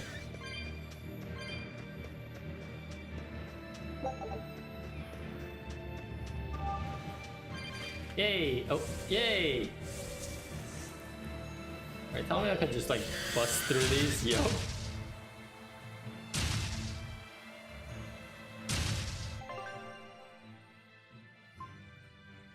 I can do another one? Oh, yeah. Black Nordals. Oh, well, there's a lot to do. Talk to the promoter and Heloise. Yeah, I'm gonna do that. Actually. I'll finish this now.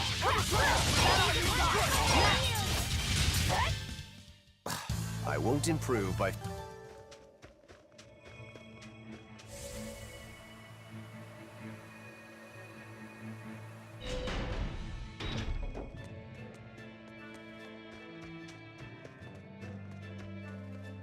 Oh, great. Is it above me?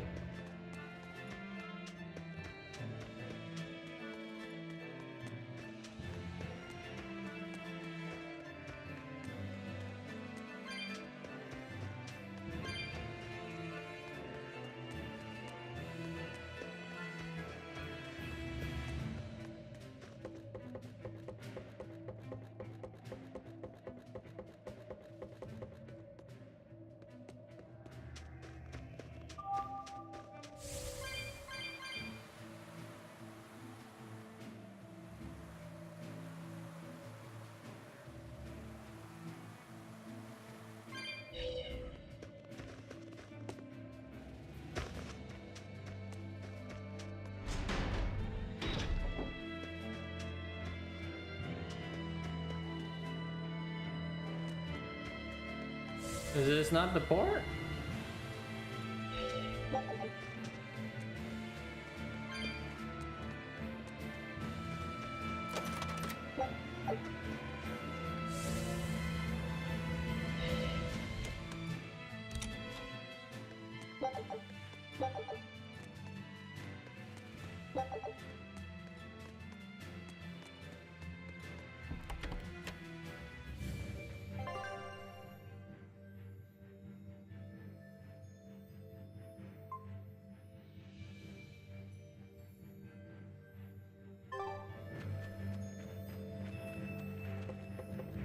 Where is it?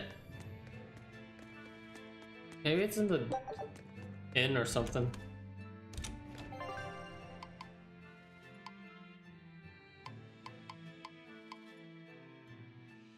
Yeah, apparently I haven't. Yeah, it's probably in the inn. Apparently I haven't checked the inn, which is highly likely because I've never actually checked in an inn. Didn't really have to because we don't have mana to uphold in any way. For some reason they like got rid of that entirely.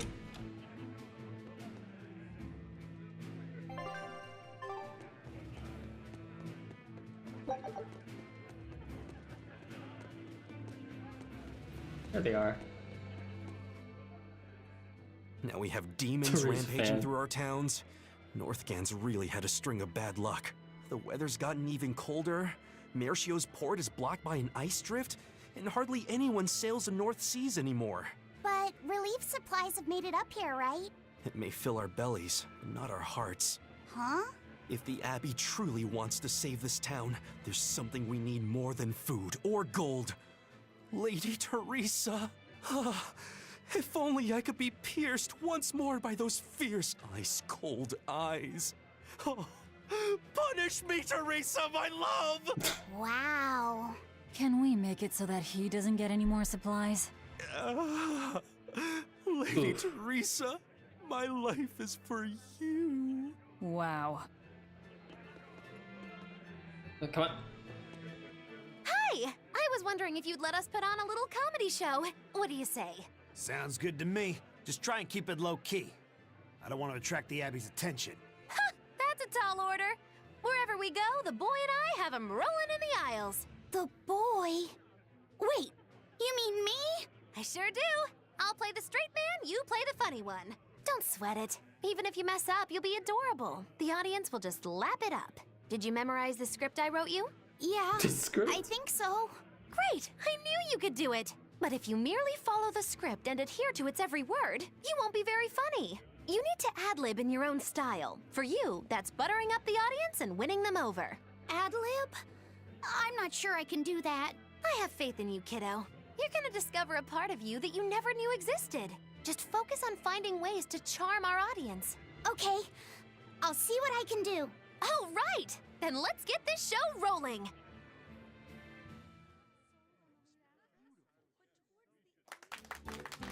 Hi there! We're A Boy and His Witch, your partners in comedy today! Magicazam! We're still new to the comedy business, but we'll do our best to give you a memorable show. I'm Fee, the cute one, and this blustering witch is... Maggie-Loo! Wait, who are you calling blustering? Meow! Sorry, I just suddenly felt like doing an imitation. An imitation? Like, of a cat? Not just any cat, a nearby cat. Meow! You losing one? Time to go on the charm offensive! That's so bad! Roll with it, kiddo. Every slip-up is just a new opportunity in disguise. See? It's supposed to be a pun on how cats sound and how near is pronounced. I didn't actually hear a nearby cat meow like that or anything. He's explaining the joke? Are you going crazy, Laphicet? What good does explaining a bad joke do? But you told me to ad-lib to try and win our audience over, didn't you? I figured maybe if I explained it to them, they'd get the joke and find it funny. Just stop. Even if they get the joke that way, it's just going to be sad. I don't mind that. I'm not afraid of messing things up. I just want to make sure our audience feels valued. No, you have the right idea, but... I guess I should mention, Moggy Lou's the one who came up with the script. She just made me come and act it out. I don't care if it made the audience happy, you just sold me out! I can't work with you like this! No way! So was that an act? Or was... I'd say we got a lot of ad-libbing into our routine today. How was the show? I'll just say one thing. Oh. You need a better writer. It wasn't me. I thought he was gonna say the same thing.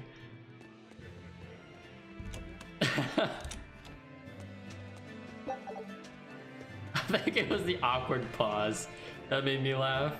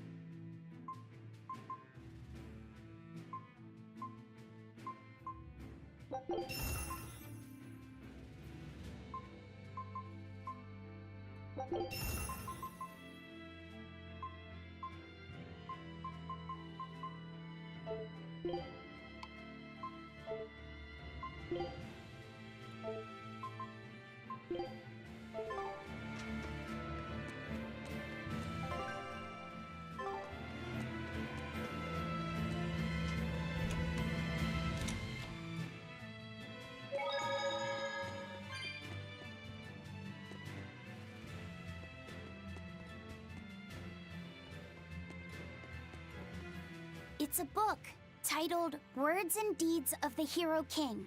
The king declared, "My people, you must always live with great vigor and hold hope for the world and for our future. Man can turn reason into disorder, but also can we surpass it? Our true power is in transcending the possible to achieve the ideal. My people, you must live without hesitation. Hold hope in your hearts. Hold hope for tomorrow." Transcending the possible to achieve the ideal. Lord Artorius, I have successfully translated all of the documents left by your predecessor. However, I have concluded that, for the time being, it is impossible to form pacts with all 4 Empyreans. As I feared, not even my predecessor could achieve more than 2. I suppose using the 5th Empyrean is my only option. Is that even acceptable? Doing so would require... I will do whatever needs to be done. I betrayed my teacher. I betrayed the mission he gave his life for, that he entrusted in my hands. For a time, I thought I could bear the weight of my sins and go on living, with Celica by my side. But now, she's gone. Yes. Man can turn reason into disorder, but also can we surpass it? Our true power is in transcending the possible to achieve the ideal. I must bring about the ideal world. I couldn't protect the people I loved, but this, at least, I will accomplish. Arthur? Huh? What is it, Velvet? Were you just talking to someone? No, I was just thinking out loud. Oh, okay. I finished making dinner. Tonight is prickle boar stew. Plenty of meat, but not too heavy. Sounds great. Let's hurry on back home then.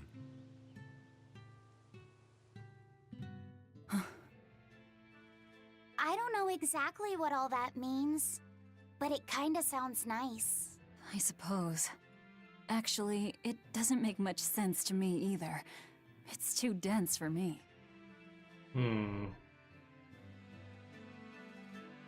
Oh.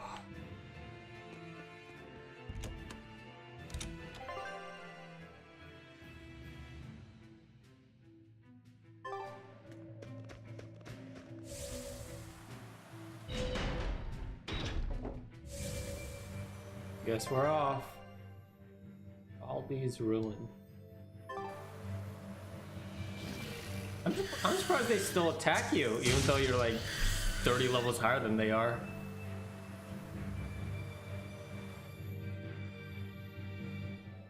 Oh, it's this place. Look, no guards. I think it's a good thing or a bad thing. I'd say good. We can march straight in.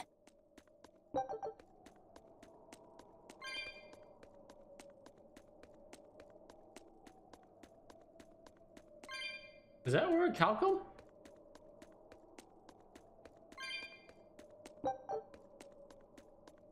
No, wait. Orichalcum's not purple. Yeah. It's gold.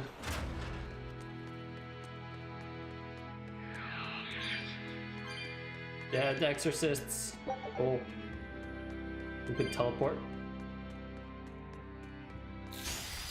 I won't run away! Got you, crash down! Crushing wind! For one! It's up! No escape! Up there! More like micro! Got you, crash through! Sword dragon! Photo blue! Wall down! Football! Wall down! Football! Everybody ready! Watch out! Wall down! Pressure! What?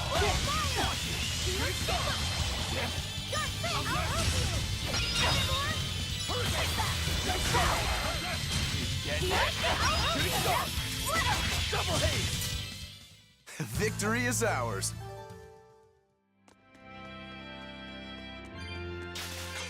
There sure are a lot of Malakim posted here.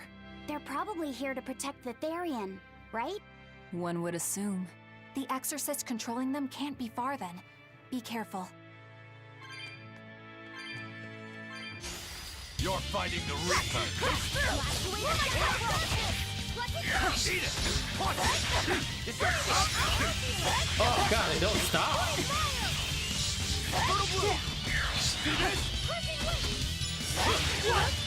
Double haze! Eat it! You're wide open! Hurricane! Pressure! Hurricane! See this? See this?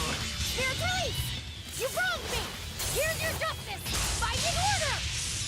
Double haze! I'll help you! Take that! Devour! You're just lucky I made it quick.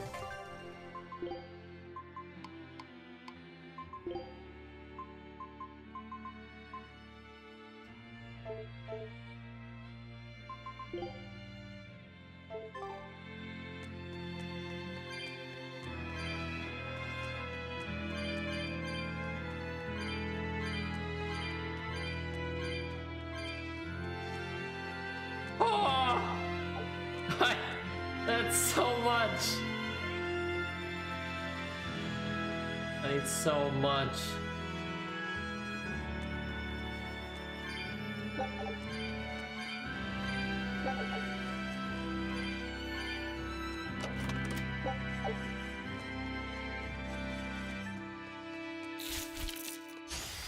Always ready to fight. Double haze! Wings, shield them to the ball! How's that? Pressure out! Let's go! How's that? Die! Watch your wide open! That's all, Blaze of wind, slice them! They're wide open! The Reaper now!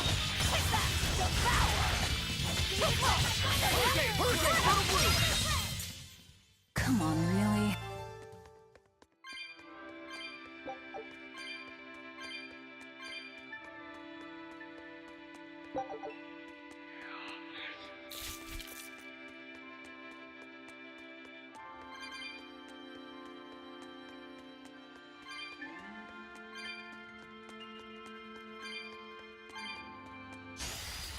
I'll end this quickly.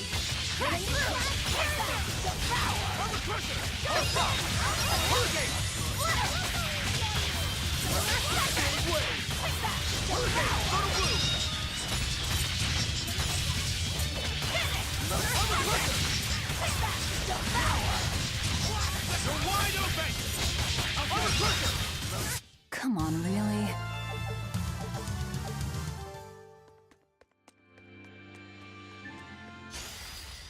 just ready to fight.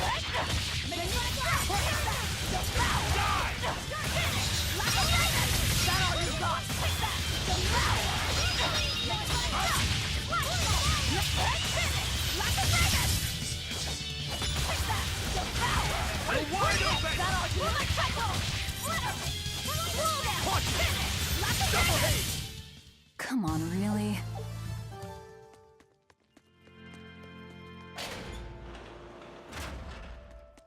Oh, okay. Still no tree.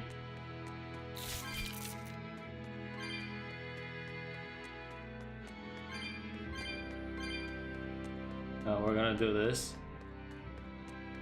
Oh wait, what?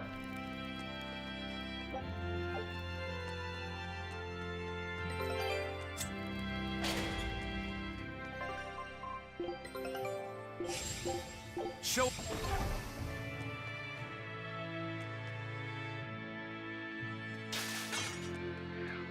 These ruins.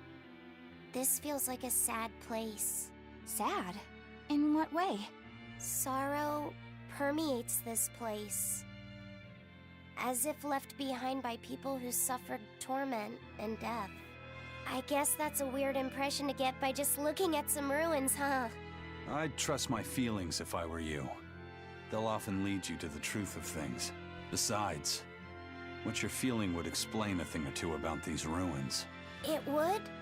Rather than attempting to impress visitors with beauty and opulence, the building and its passageways were built with strength and stability in mind. And that means... They were anticipating volcanic earthquakes.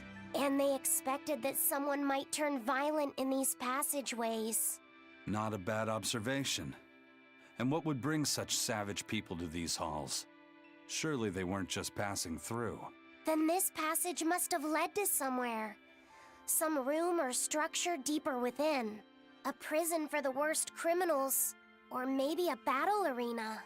And that's what gave you a sense of sadness. If it was an arena, then treasure for the victors might be hidden away somewhere. Why would it be hidden? Well, those fighter types might not have been all that nice. And the people who built this place seem to have been the cautious type. Hidden treasure, huh?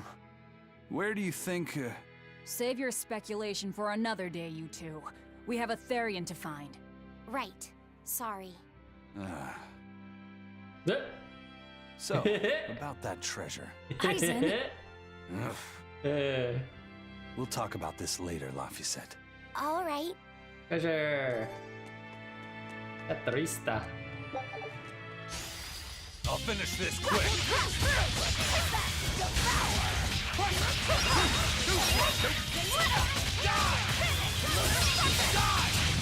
No mercy! You thought I'd stop here? Annihilating?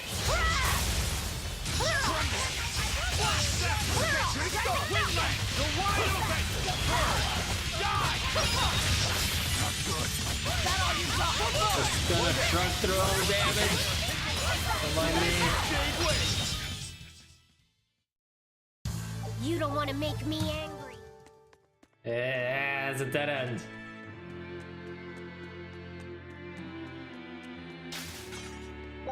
Two.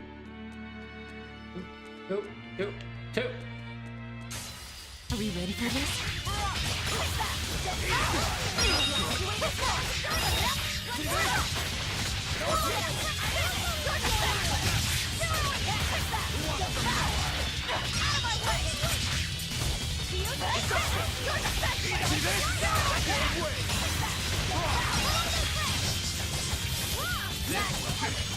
Oh, the damage!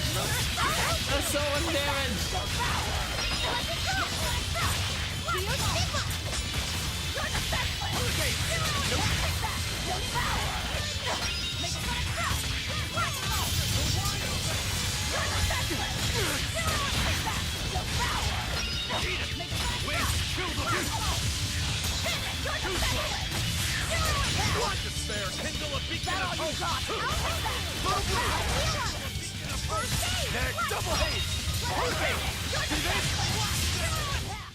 Another victory.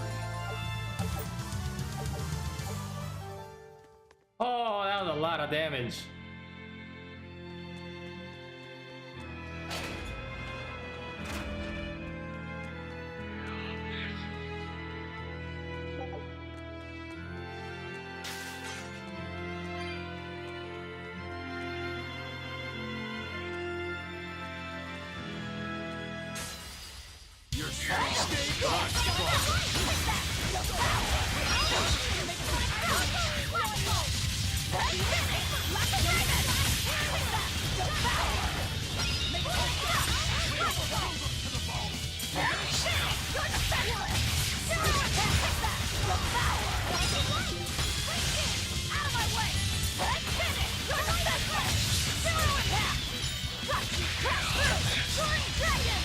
Killing flash! When I'm this close, I won't miss! Form zero! Thunder!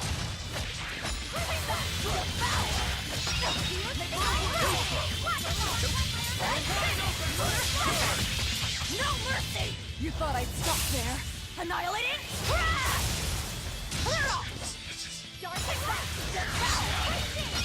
I'm a person! One!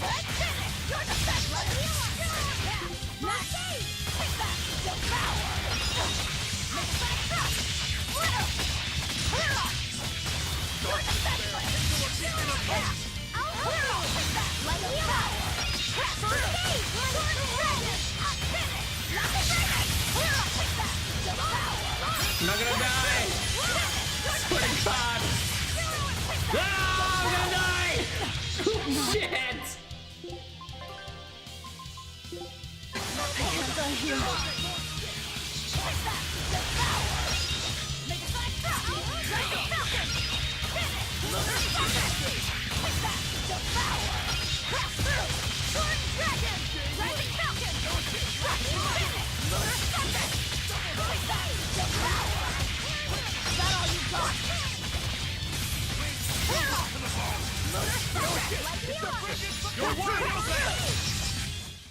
I refuse to fall here. Oh.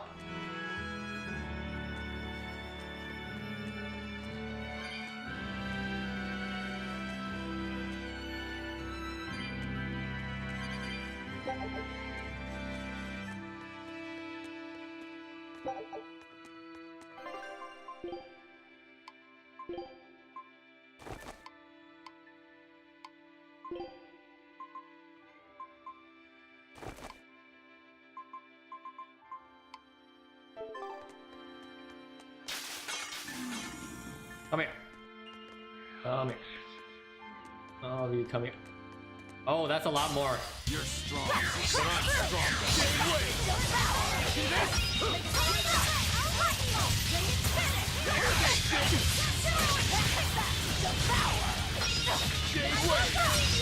You're wide open!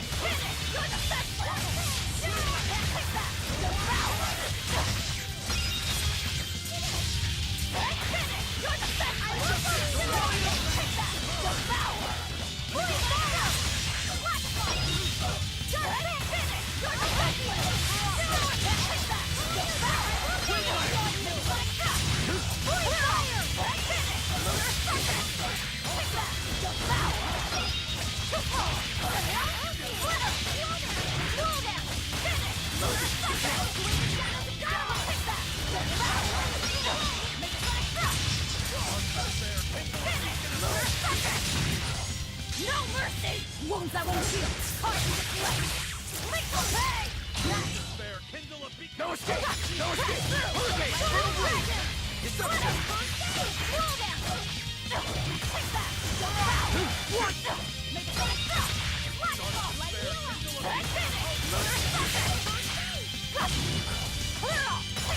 Dark despair! Kindle a beacon of hope!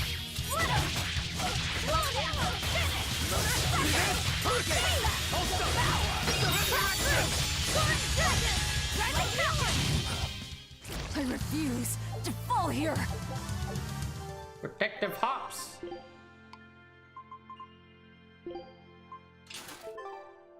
Oh, going the wrong way.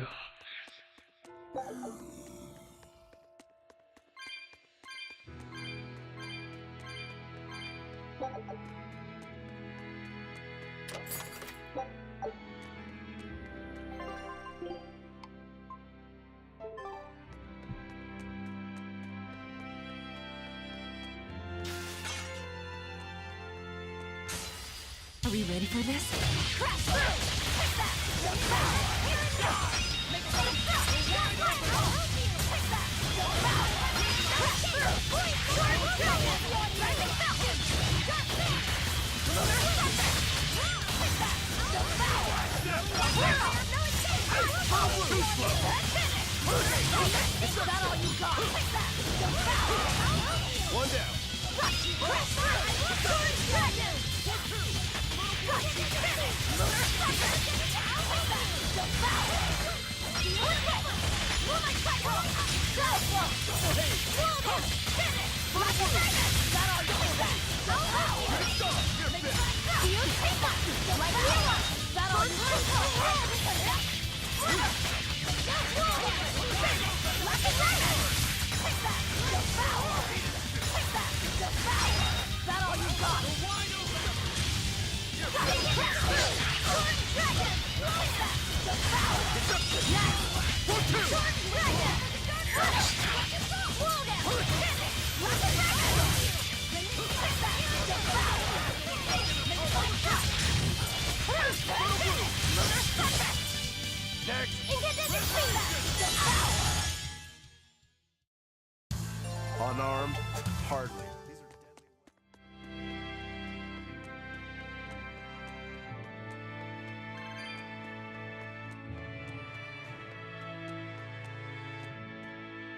This Nordal. It looks a lot like Grimoire and Bienfu, but there's something different about it that I can't quite put my finger on. I agree. Those two are positively gloomy, but this doll seems calming, yet glamorous too. Like I said, a quiet radiance. Yeah. You think so? I think it's more lethargic or absent-minded. Like it can't tell what's going on in its head. Either way, I'm 1,000 times cuter than that thing. What's cute about you? People who keep their faces covered are creepy. I don't know. There's definitely something off about it. It's charming, but a little ominous. Like I can never entirely be at ease around it, if that makes sense. You think so? Actually, I think it's cute. It reminds me of a little baby. You think this looks like a baby? I remember when my sister was about as small as that doll. She had the tiniest little hands, and she tried to grip my pinky as best she could. Really? I'd take my pinky with her fingers wrapped around it and poke her cheek, and she'd just be all smiles. I swore to myself I'd always do whatever I could to protect her. Once she got a little older and started fixing meals, lots of weird things began to happen around us. Wherever we went, she was in danger. Demons attacked us. A dragon tried to kidnap her. That's when I first realized what it was that I carried. That the cause of all my sister's pain was my blessing, my Reaper's curse. So, you left her behind and went on your search for a way to break the curse. Right. And that's when I met Eifried. It was from him that I first heard about the Nordals. He thought the stories about them were all just baseless rumors. I guess we'll never know for sure unless we gather them all. But What is it? I think something good will happen once they're all together. Why do you say that? Well, because we found this doll, you shared some of your past with us. That makes me kinda happy. So I think we should get the other three, so more happy stuff happens. Hard to argue with you there. This is where I found a Nordal? Why was it here?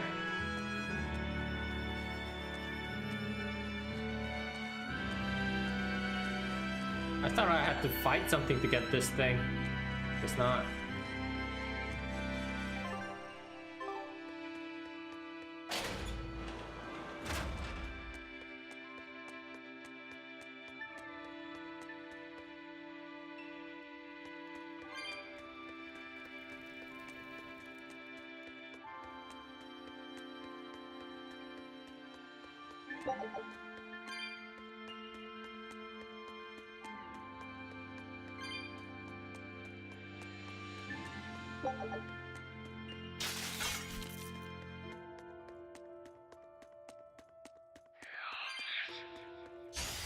You're fighting the Reaper.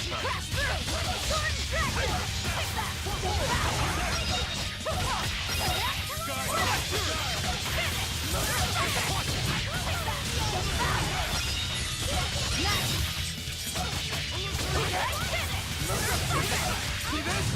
Next. How's that? You won't get any pity or compassion from...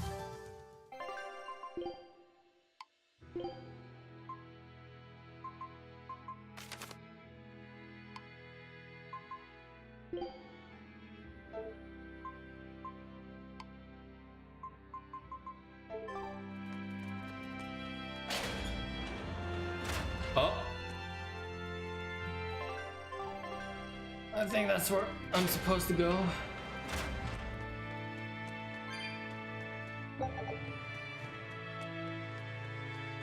I'm gonna hang back for a second. I don't think we have a chance!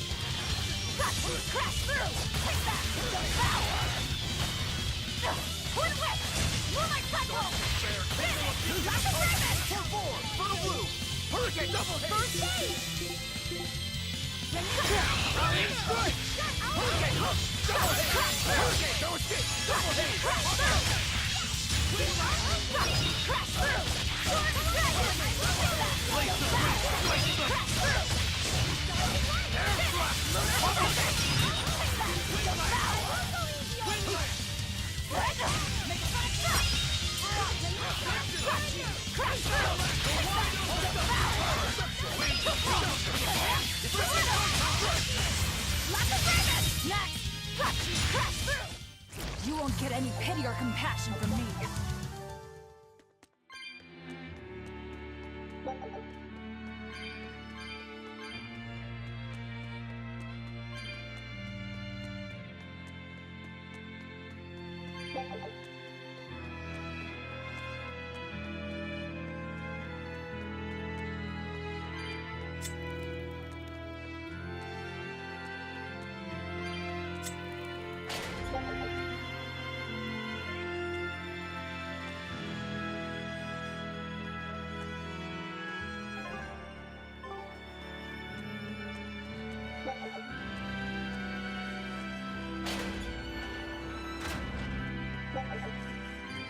Hey, we found it.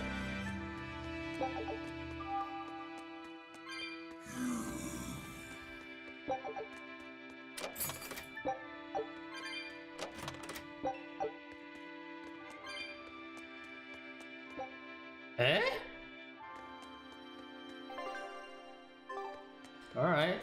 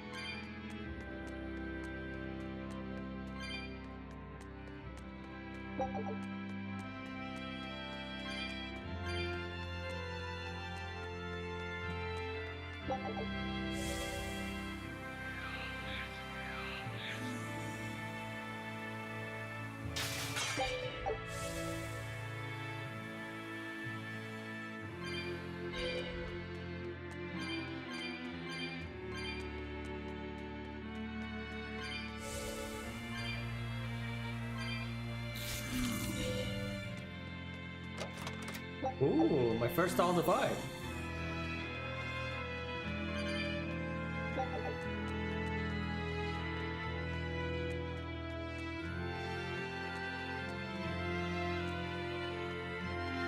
There we go. On to battle!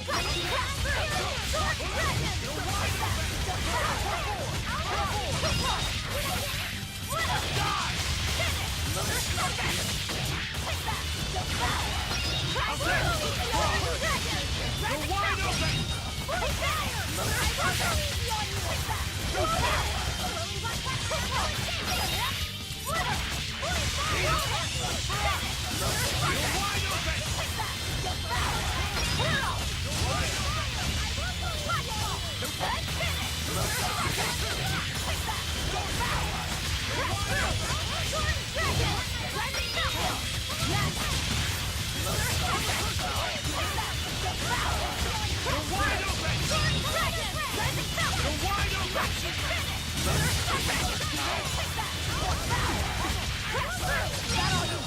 wide open! Die or be killed! Who wants some next? Place the blitz! Place them! Rising Falcon! You're wide open! One more! Fury! We won, right? Right?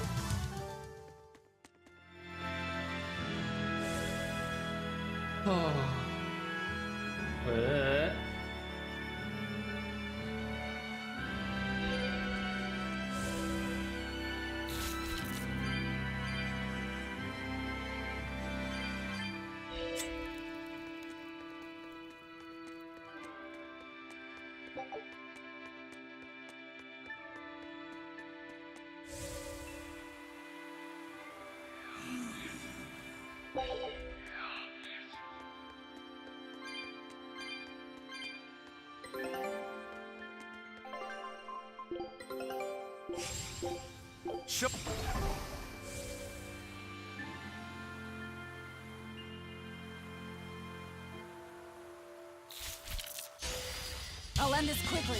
Crash through! Here and now! No escape! Too slow! Ready to die? Think you can dodge? Just try! Perfect mayhem!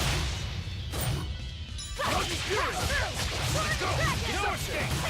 You're wide open! I'll show you! Rising Falcon!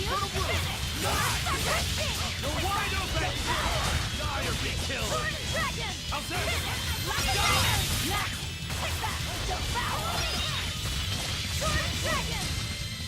Whoa!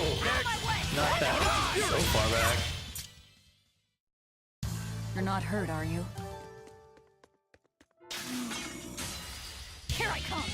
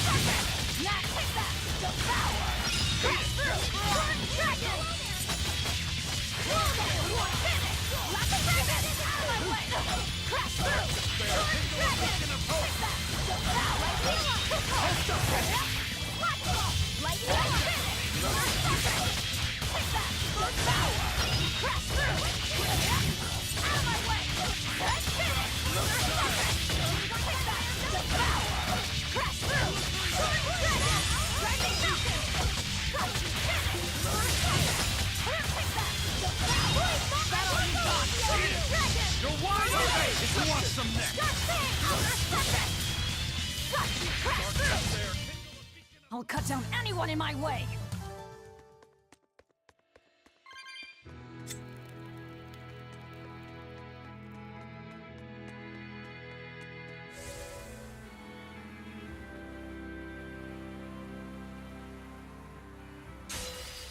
Let's get started!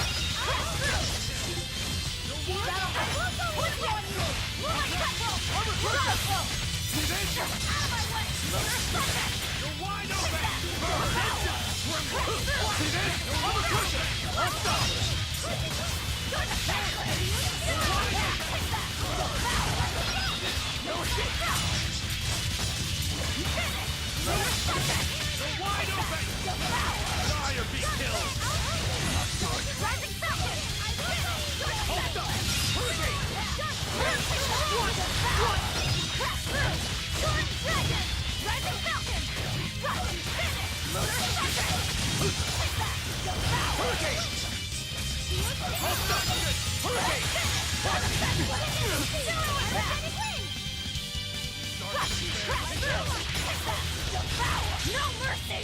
Wounds that won't heal! Carving this left! Lethal pay! Eh. Oh,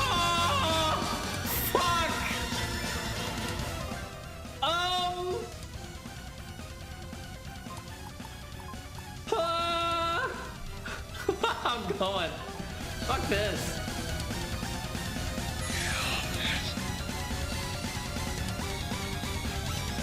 She's level 71. Yeah, no, I'm good. I want to get through this game at a regular pace.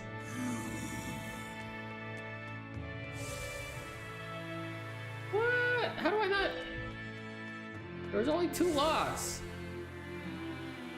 Right?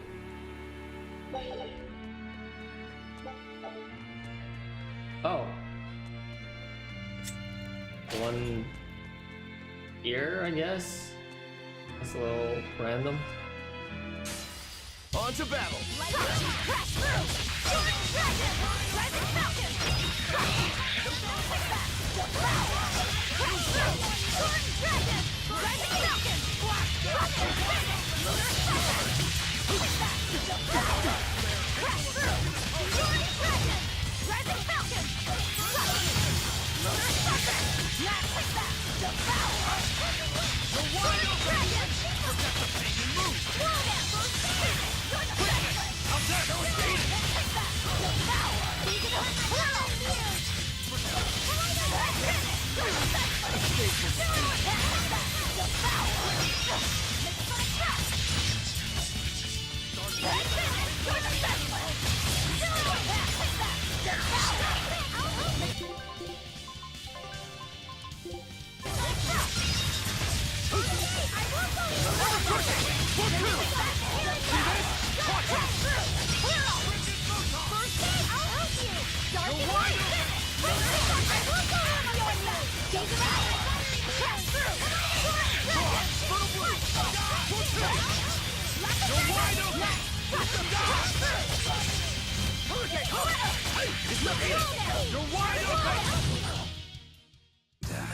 That was tougher.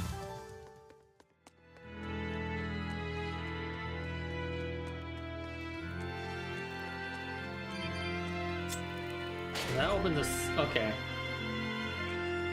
So there's just a torch in the middle of just randomly there.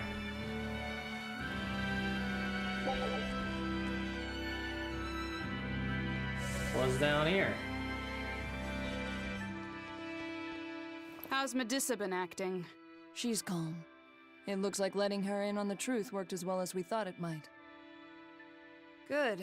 Maybe she'll be easier to control now.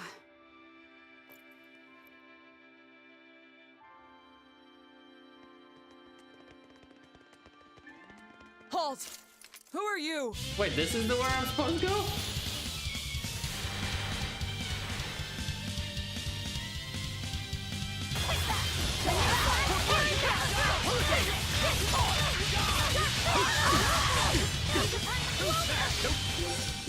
See this?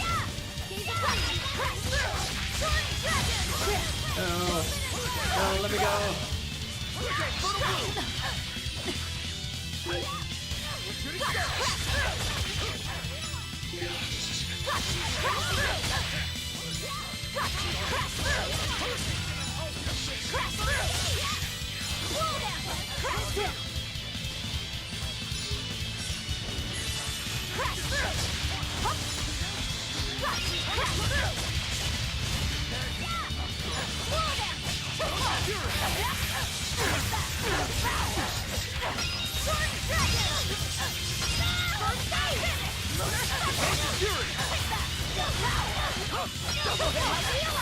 No mercy! You thought I'd stop there?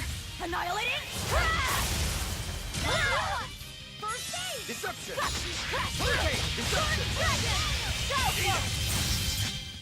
Nothing can stop these. Wait, this is the way I'm supposed to go? So, Medissa really is here. But what's this about the truth and controlling her? Then I'm gonna check that other way. the way I thought was the right way.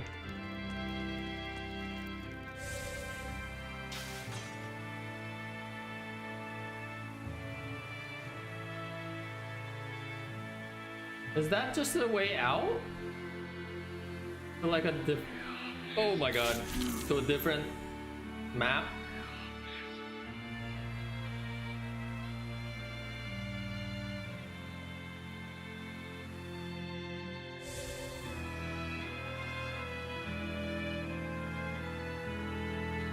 I guess what else could it be?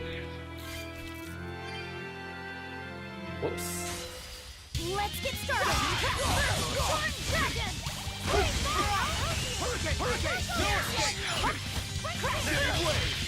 Spirit release! You wronged me! Here's your justice! Fight in order! Tremble! Reaper's power!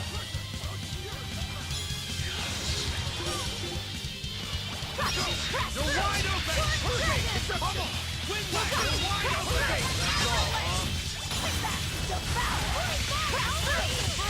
You're wide open! Die or be killed! You're wide open! You're wide open!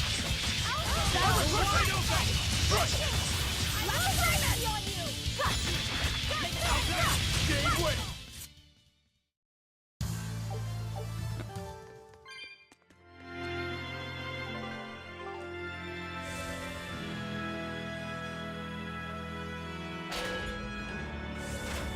Oh. There's town past these ruins is probably them. No need for us to approach. Okay. Maybe I should have checked beforehand. I don't want to trigger a cutscene if that was the case though.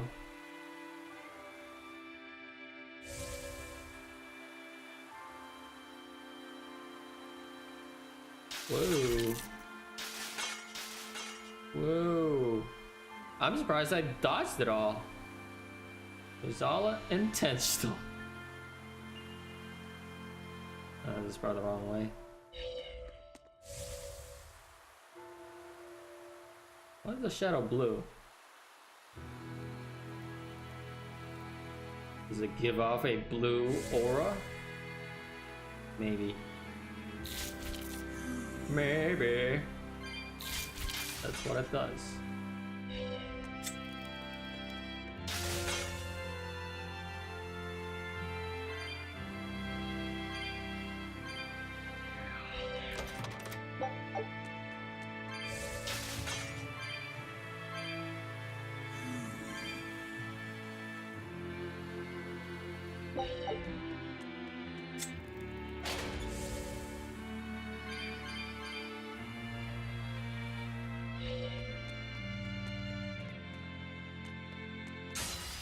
Move it or die! You're wide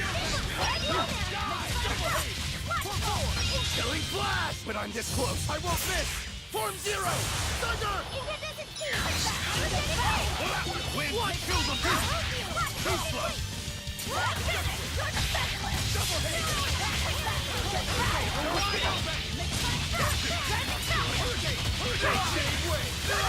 Next! Don't worry, bats!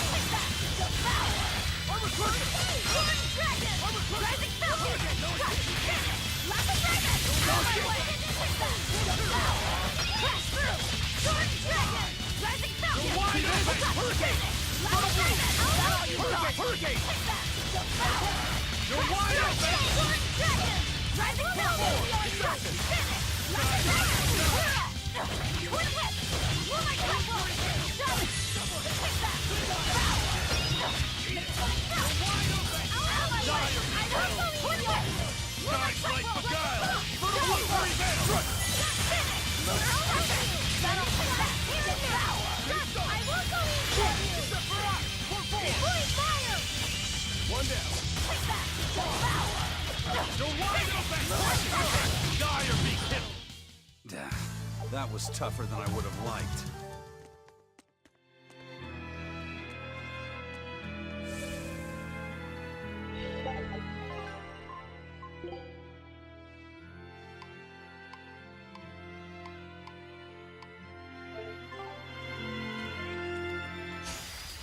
Let's get started. Crash down.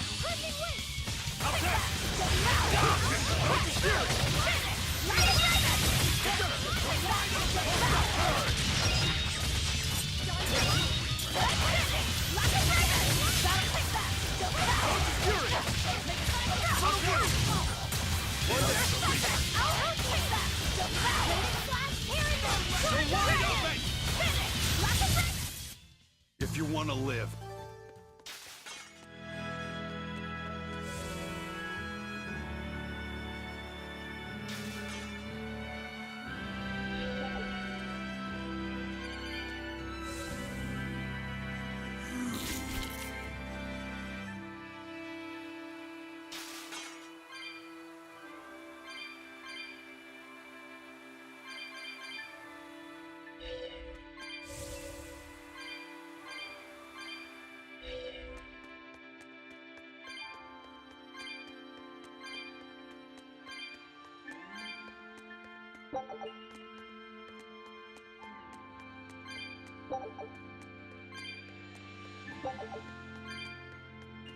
Alright, time to find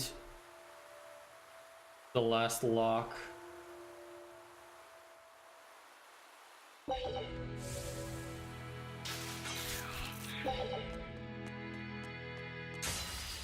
won't run away! Crash down! Guys like beguile! I won't go easy on you! Holy fire!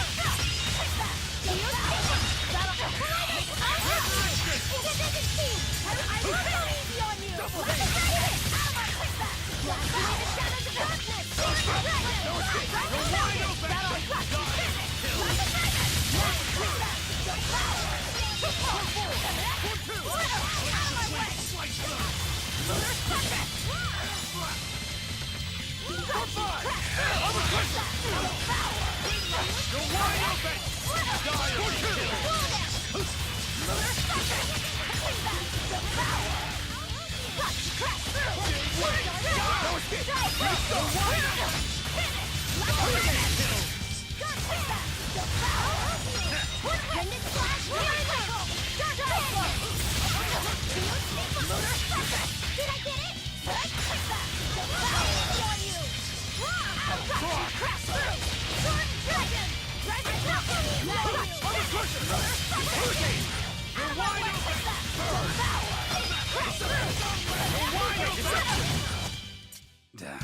That was tougher than I would have.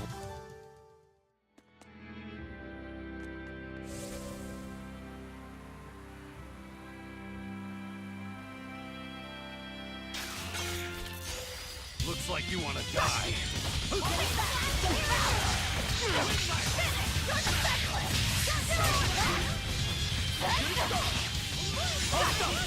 No escape! No escape! Double hate! No escape! Who wants some double hate? That's all you got! You're wide open! Game way! Burn! Die or be killed! You two are so cool! Now where could it be? Along with the chest? It's in that corner. Maybe it's in the other corner? Nope. Both of them are on.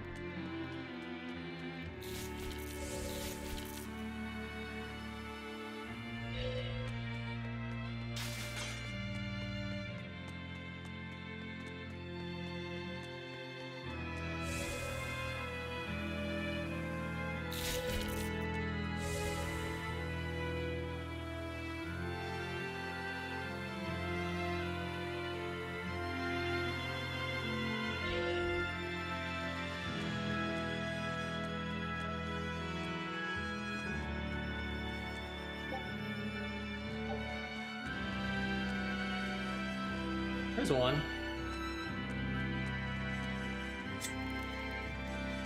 One more?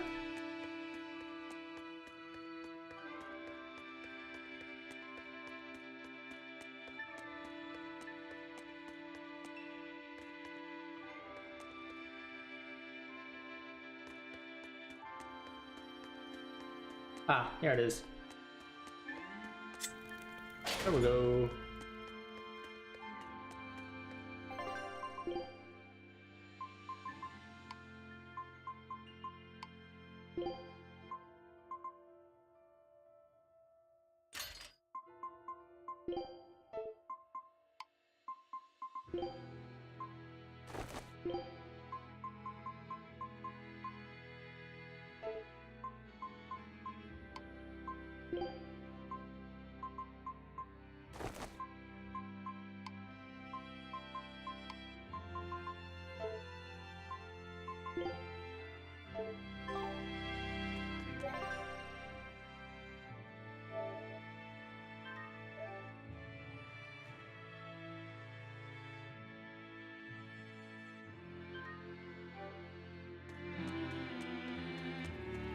Yeah.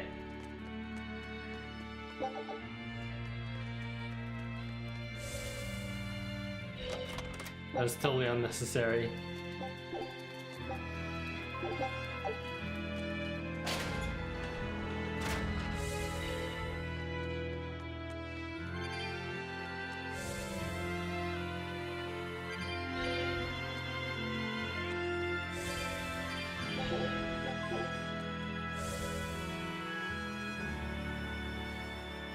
One, two, three, four.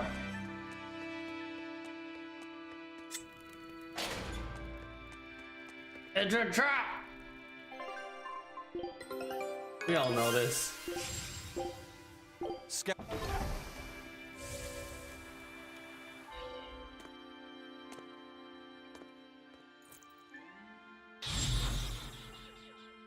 A barrier! She's a Therian! Why is that a surprise? Third time's the charm, eh, kid? Yeah.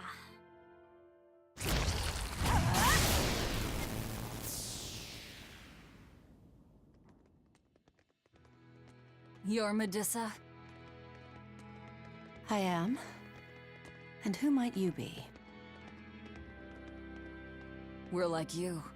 We carry grudges against the Abbey.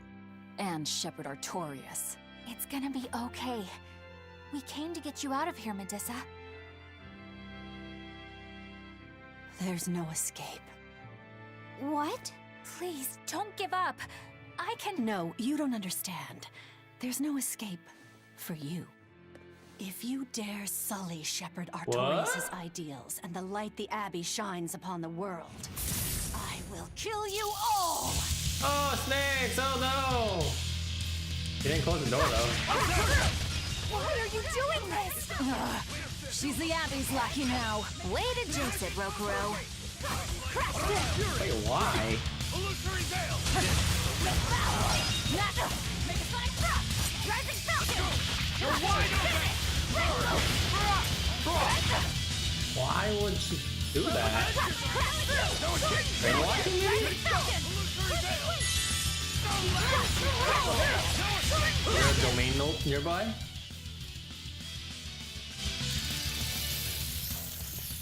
They just keep coming. That snake woman keeps summoning them. If we don't go after her directly, there'll be no end to it. Your left hand. Don't tell me you're the calamity. Why are you doing this, Medissa? Why fight for the Abbey after they forced you to become a Therian? They didn't. I became one of my own free will. But your daughter, slain at an exorcist's hands. You must hate the Abbey for that, don't you? Oh, I feel hate. Toward a world where demons spawn from the people's malevolence. You know about malevolence? The exorcist told me the truth. Diana turned into a demon because of the malevolence she radiated. I knew what I had to do. Become a Therian, and devour malevolence so that such a tragedy would never repeat itself. It matters not what dreadful form my body will take. I will revive Enominat and change this wretched world! Right. If that's how it is, fine. We'll take you by force.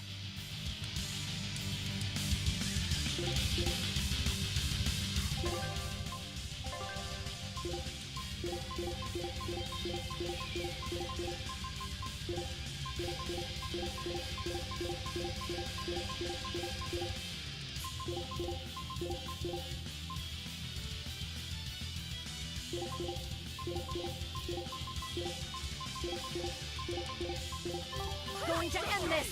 Her death will not be in vain! This woman! She's just a grieving mother! It doesn't matter! Crush them all! No escape! Wind, kill them to the bone! Rigid photon! Okay, while they're doing that, I guess I'll do this.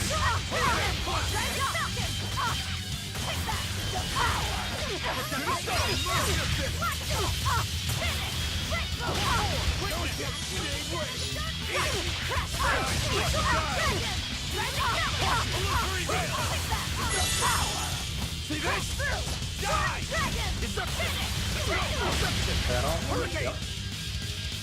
Orochi's Fury! Out there! Cross! Hold up! Forward go! Now it's die! Cross! Punch it! Now it's gonna like the style!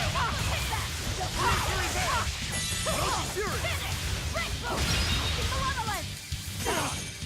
Let's go! Let's go! Cross! See this? Crash through! Hurricane! Orochi's Fury! Pressure! Out there! Make a sonic drop! Die! Too slow!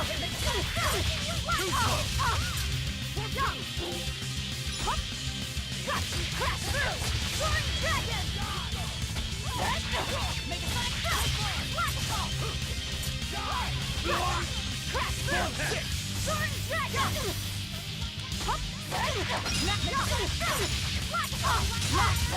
Soaring Dragon! Make a sonic drop! Rising Falcon! Moonlight Cycle!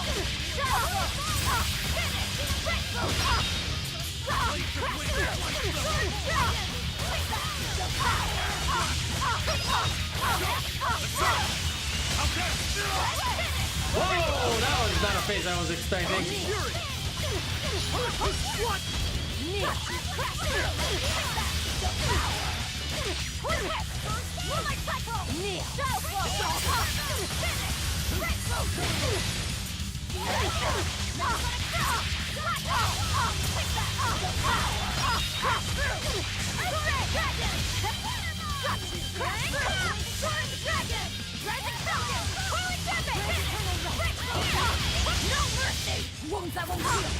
That's not a lot of damage. Rising Falcon!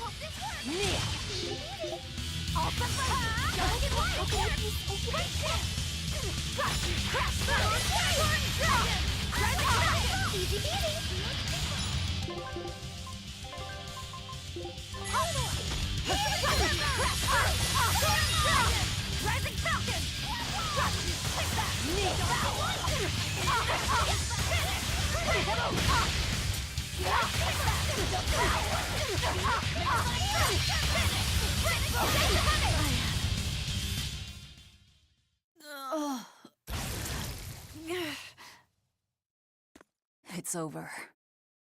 Curse you, Lord of Calamity. Lord of Calamity? That's the name of the Demon Lord who will bring about the Age of Chaos. The unrepentant embodiment of malevolence, whose blind pursuit of self-gratification will rain destruction upon the world. The irredeemable, uncontrollable personification of human sins. An evil like you. Demon, Therian, Lord of Calamity. Call me whatever you like. But if I'm the supposed Lord of Demons, then you're just a minion to be used as I please. Nothing more. No, I refuse. What happened to my Diana was my fault. That's why I will fight you until my dying breath! Stop! Don't get in my way! No! Enough mothers have died. I won't let you join them! Eleanor and Kamawana, they both lost their mothers too. It's a terrible thing. Kamawana? A little girl that the Abbey forcefully made into a Therian. Her mother tried to save her, but she failed. All she could do was to offer her own life to fill her child's empty stomach. Kamawana's been crying ever since. She misses her mother. If you die here, I can only imagine how sad that would make your Diana. Diana! You don't need me anymore, Mom. I get it.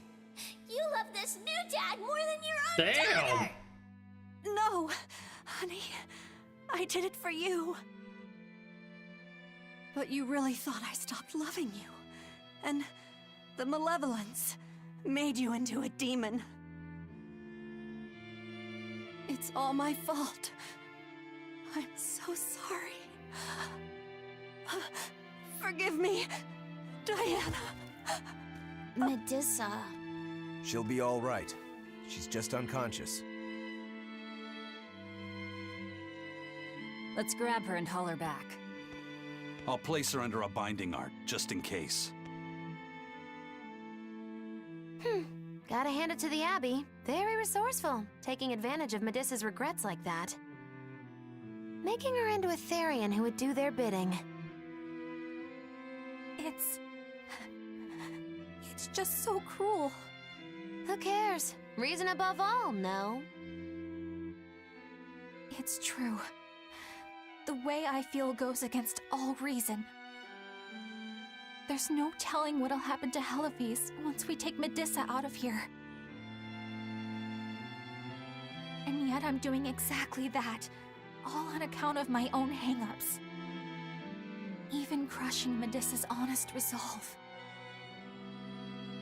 According to reason, malevolence is the fault of the individual. You assume no responsibility or guilt for what happens to them.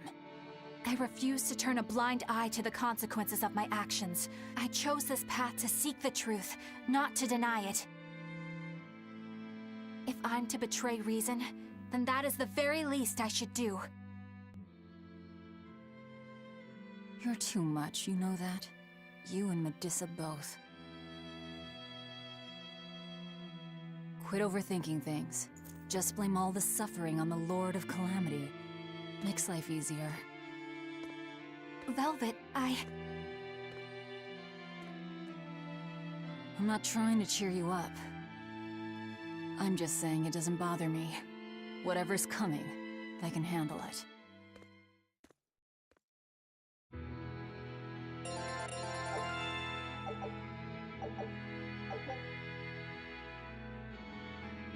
Ooh. Oh, 3 of the random skills.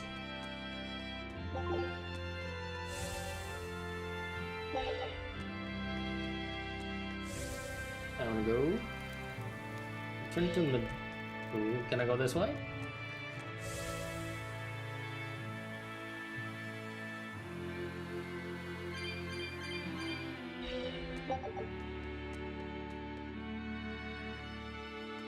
I don't think I can go this way.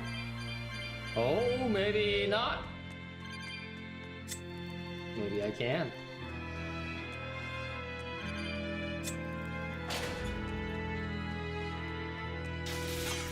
Wait, what? Oh.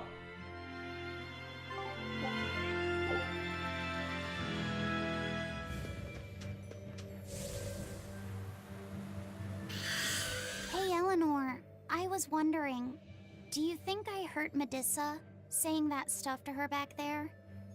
I suppose you might have. But I was thinking the exact same things you were. Losing a mother. It's always a tragedy. I'm glad you stepped in and stopped her. Thanks. That Eleanor. I swear, she feels way more responsibility for everything than she needs to. You think we need to worry? What if she pushes too far and erupts with malevolence? Malevolence is born out of many things. A prideful ego, the self-righteousness that turns a blind eye to one's inner contradictions. Eleanor's different. She's mindful of her ego and strives to confront her inconsistencies of character. She has a purity of heart that won't be tainted by the emotions that create malevolence. No other quality is as essential for an exorcist. So she's probably okay? For now, at least. But human hearts can be fickle things. Who knows what the future holds? I doubt you got anything to worry about. For most exorcists, purity is a construct of the Abbey's teachings. But Eleanor, she's the real deal. She's not your average exorcist, I'll give you that. Purity is handy for any exorcist. But more than that, it's a rare and precious temperament for living. Everybody's got an ego and certain internal contradictions to some degree. Facing one's own ugliness in an honest manner is never easy. To be a normal human is to live carrying malevolence. It's just how much you let it control you that varies. I guess malevolence might just be a fact of life, huh? But Artorias can't accept that.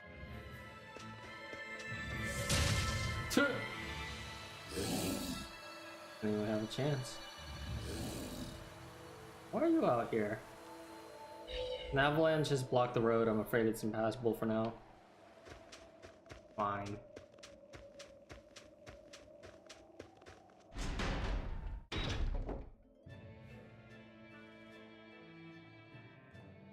Well, I don't see anything out Not of the yet. ordinary.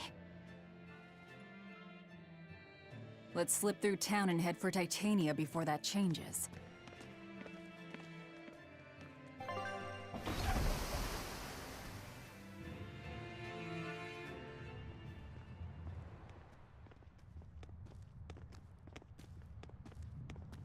So this is your secret hideout. Once I get free, you won't stand a chance. You all had better sleep with one eye open. Look how worried I Yeah. am. Welcome back! That's Kamoana. She's the same age as Diana. Did the Abbey really turn someone so young into a Therian?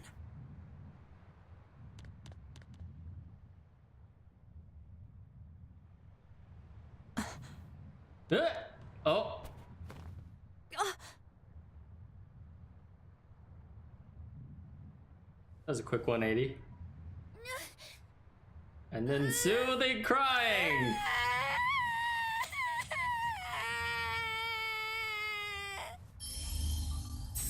Eleanor! Medissa, please, would you be able to talk to her? Is this a trick? Kamoana may be a Therian, but deep down, she's still a normal little girl who misses her mother. I can't do anything to console her, no matter what I try. But if it were you...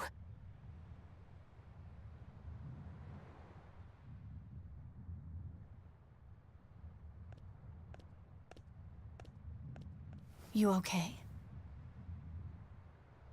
You can call me Medissa, all right? Do I scare you, honey? A little, but not as much as Velvet and Dial. But don't you think I'm scary?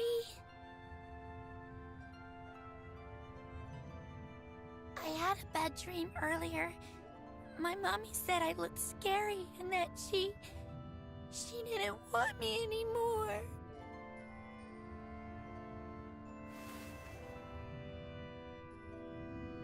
She would never. Your mother would never think that about her daughter. But how do you know? Because I'm a mother too.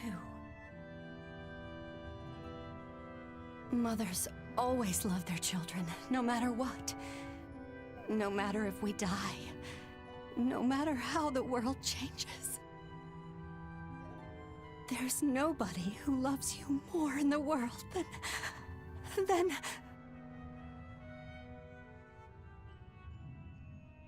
It's okay. You don't have to cry.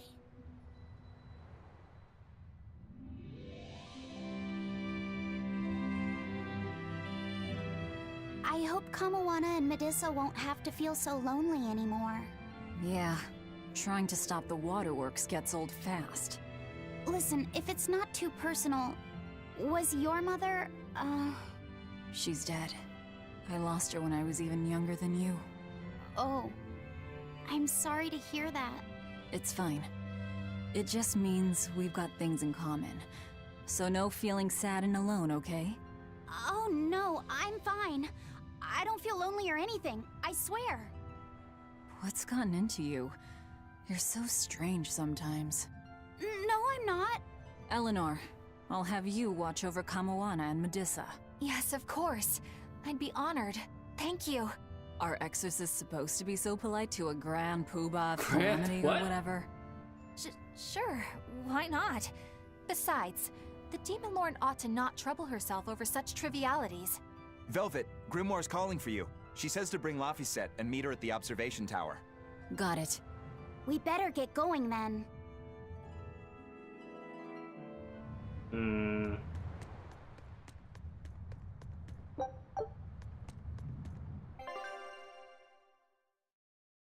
Where is she?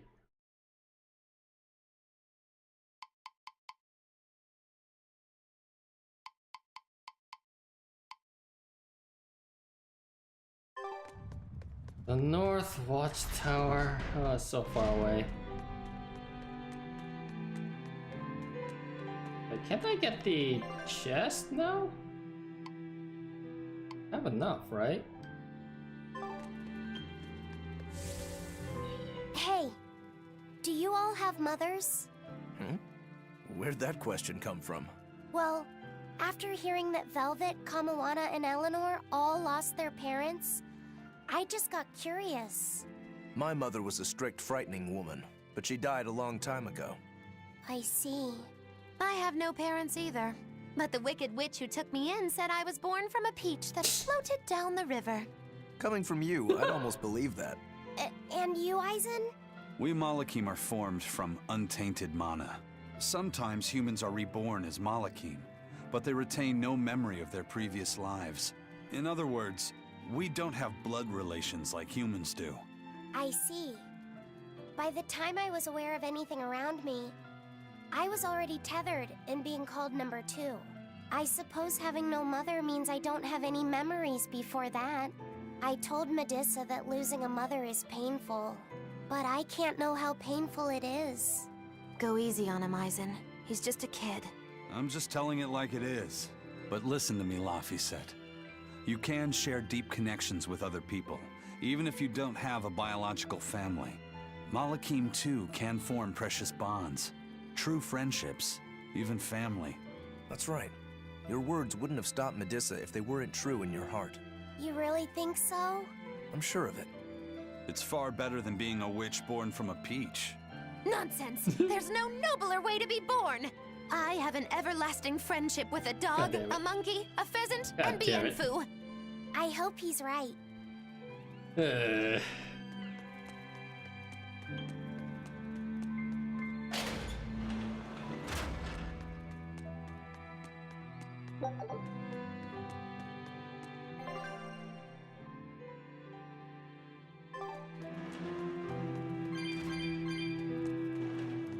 I'm gonna grab this chest so I don't have to backtrack over to get it later on.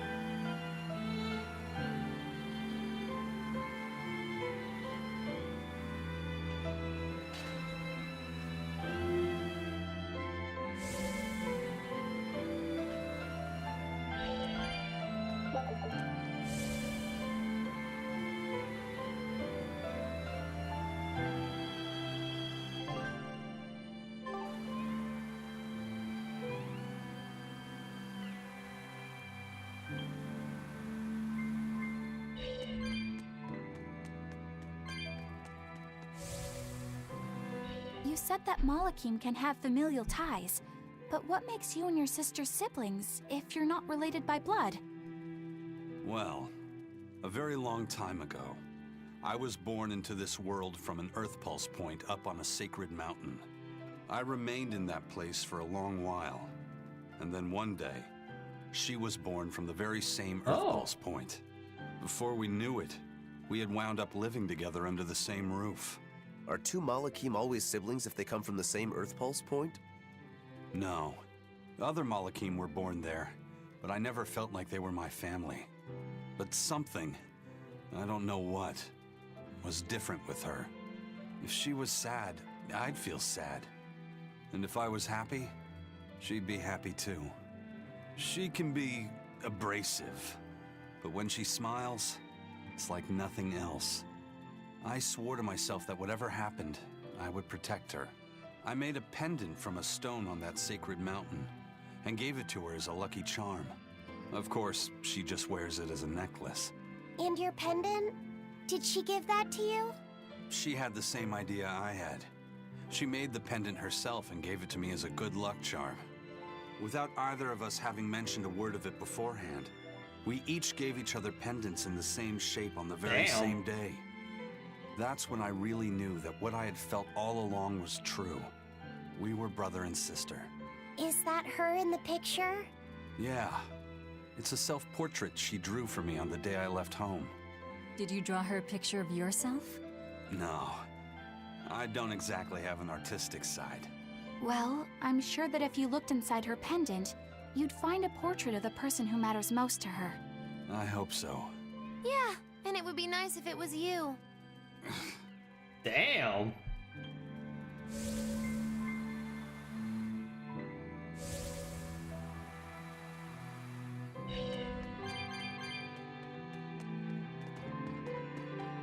Is this not where I'm supposed to be?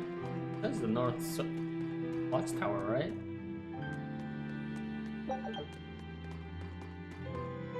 Yay! Made it. Answers? Maybe? Ah, there you two are. Hi, teacher. Have you made progress deciphering the book? I have indeed. It turns out there was a second counting song. I've already transcribed it. Would you read it aloud for us, child? Okay.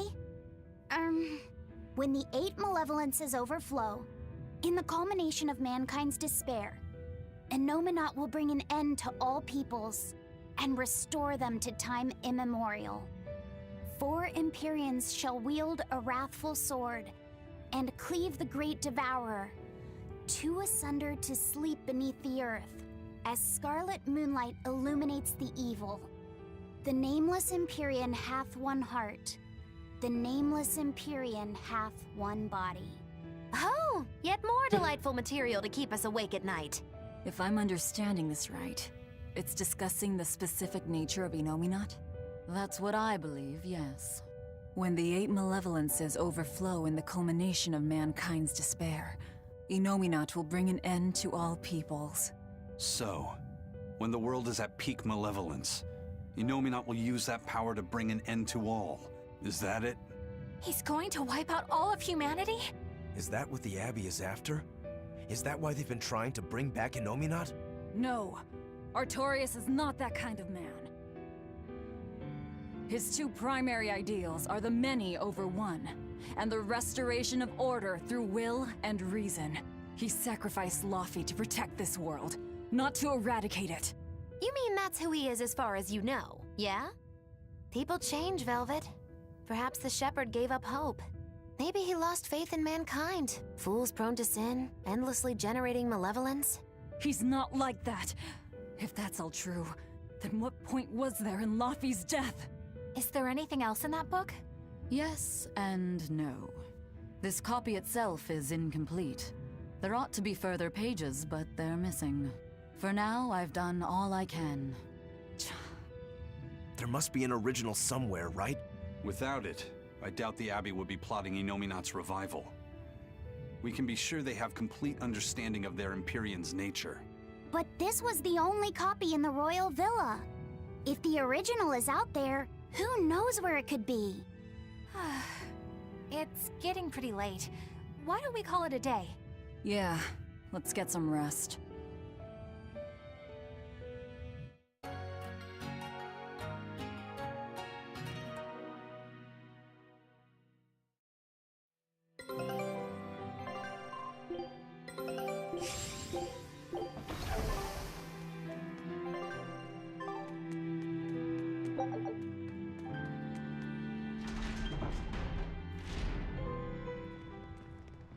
Hey, Laphicet! Medissa let me sleep in her bed last night. She's warm for a snake lady. That's great. She's gonna help me take a bath now. You should come join us too. What? I couldn't. It's okay. What? I don't mind at all. Hey, Kamoana. Did you know? Dial started to grow What? a brand new tail. Wow, really? I want to see. He's up at the observation tower. Let's go see. Medissa, you too. All right. But don't run, or you'll trip. Good save.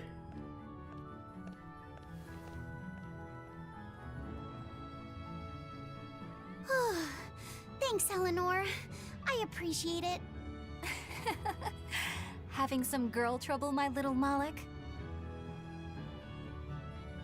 I'm just glad Kamoana and Medissa are starting to feel better. Yeah, they both still have a long way to go, but it's such a relief to see them smiling. We've got bigger things to worry about. Hurry up and locate the next Earth Pulse point. Right. Okay. Must you always be so blunt, Velvet? I must, in fact. We're up against the Abbey here, and sooner or later they'll find this place. That's true, but still. Do we go find another hideout? No, we'll keep on the offensive.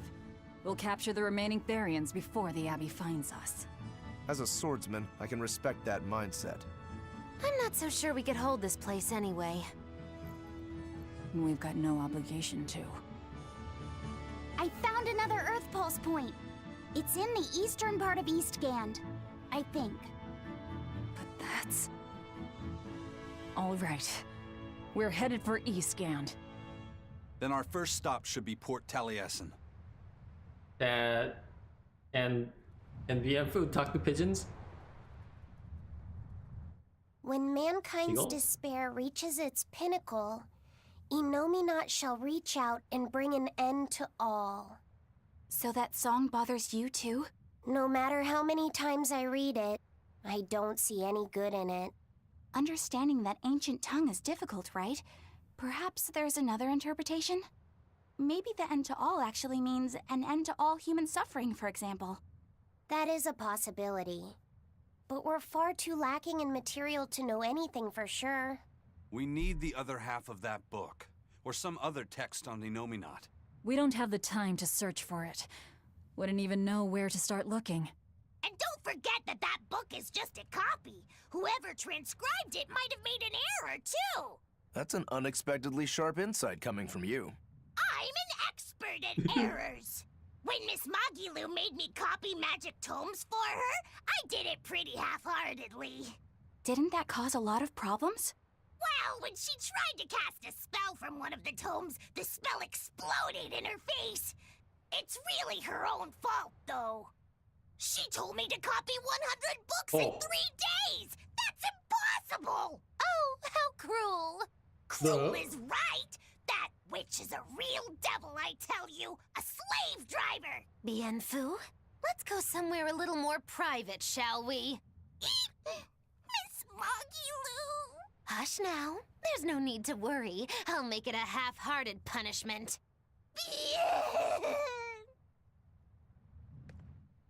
Grimoire always looks like she never wants to do any work, but despite all her grumbling, when she starts a job, she gets it done, and quickly, too. She's frank, but she still takes care not to say anything to hurt anyone's feelings. I have to say, I like that in a woman. It's charming. Well, sorry if I'm inconsiderate and charmless then. I didn't mean it like that. You're all still so young and have led different lives. Can't fault you for being you. Well, if you're saying we lack a certain air of maturity, I might not disagree. That's for sure. It's true Lord Artorias has scolded my lack of composure at times. Although I do get the impression that Grimoire has been dependable like that since she was young. And it's a good impression at that. Old Grim's been that way since the day she was born. I hate to admit it, but her combination of insightful words and deadpan expression has charmed the hearts of many a Moloch. At her peak, she had a fan club 8,848 members strong, and her dinner shows would sell out the day the tickets went on sale. Molochim came by the droves to doze off listening to her live readings of ancient books. Wow! I had no idea she was so popular. Yeah, she's even a regular feature in Who's Who Among Norman. Now that I think about it, I could see how a person could interpret her lethargy as patience and her vague dispassion as maturity and poise. Compared to her, What? I'm just... Were you just trying to imitate her? No, I didn't mean to. Whether you meant to or not, that kind of felt like her just now. I can see it in you, waiting to be awakened. That sophisticated charm. Me? Sophisticated and charming? I don't know. Try talking like her. You know how she lets her sentences trail off. This is your make-or-break moment here. All right. I think I know what you mean. Here goes nothing.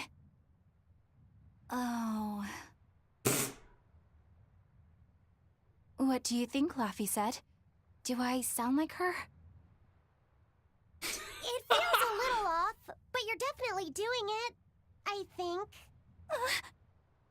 Aw, you don't have to grow up, Madam Eleanor. You're cute just the way you are. You stay out of this, Bienfu!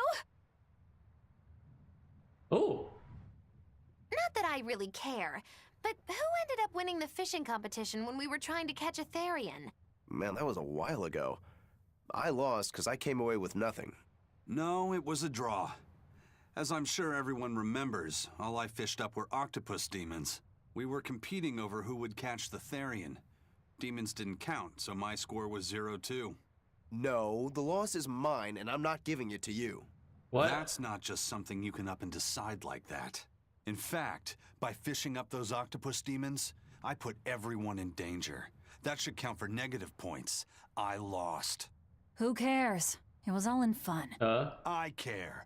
Every competition must have a winner and a loser, no matter what. That's just how I see it. Yeah, I'm with Eisen on this one. It doesn't do anyone any good to make the final results murky. I can't believe I'm going to do this.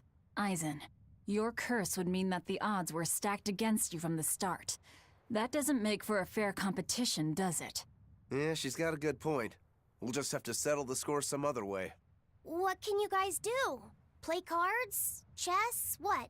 Cards are a no-go for me. I'll just end up drawing jokers. And I can play shogi, but I don't know chess. Then what about arm wrestling? Would that work? Whoa, whoa! Having a demon and a Moloch clasp hands is just asking for trouble with malevolence. You're both adults. Yes. So why not a drinking contest? That's it. If we have a drinking contest, we'll be able to compete on an even playing field. Yeah, I don't see anything wrong with that. I'll have the We're gonna crew drink bring out the everything. drinks. Well, that's one way of resolving it, I suppose. Whatever gets it done. I'm not gonna complain. If you guys are gonna have a drinking contest, you're gonna need some tasty snacks to go with all that alcohol, right? Definitely. Let's go out and fish us some snacks. Yeah, let's take out the little boat. We can even pick up where we left off our fishing competition. Didn't we just figure out he can't really fish? We were just about to finally resolve this mess. Why'd you have to go and stick your nose into it? What? Why are you yelling at me? I didn't do anything wrong! Bien!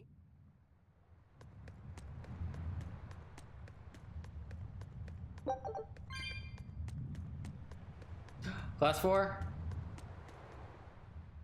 Hey, get this! I was out fishing the other day, when before I knew it, I'd wound up near a class. Once I realized what was happening, I tried to turn the ship around, but then it got dark all around me. Was it a sudden storm? I wish! It was this great monstrous bird. Damn thing had wings big enough to cover up the whole blasted sky. That sounds like a bit of a stretch to me. You think I'm lying? Then check it out for yourself. You just might not make it back alive. A huge bird.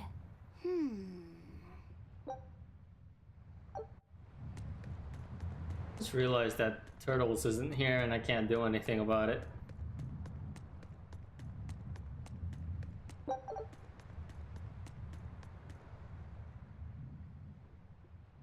This island's really something. No way I'd want to go to prison here, but it'd make a great hideout. If I'm gonna be left in charge of this place, I'll turn it into the best hideout ever. You're in charge? Someone has to look after this place while you're all running around, maintaining the ships in the base, watching the prince and Medissa, keeping Kamoana company. I'll keep this place running ship-shape, so that you all can focus on looking for the Therians. But those are just odd jobs anyone could do. You're a navigator.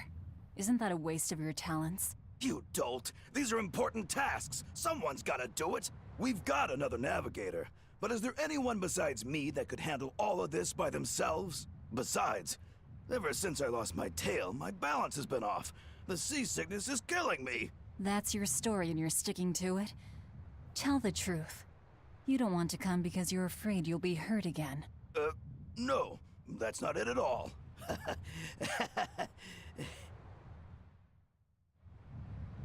Alright, taking a break.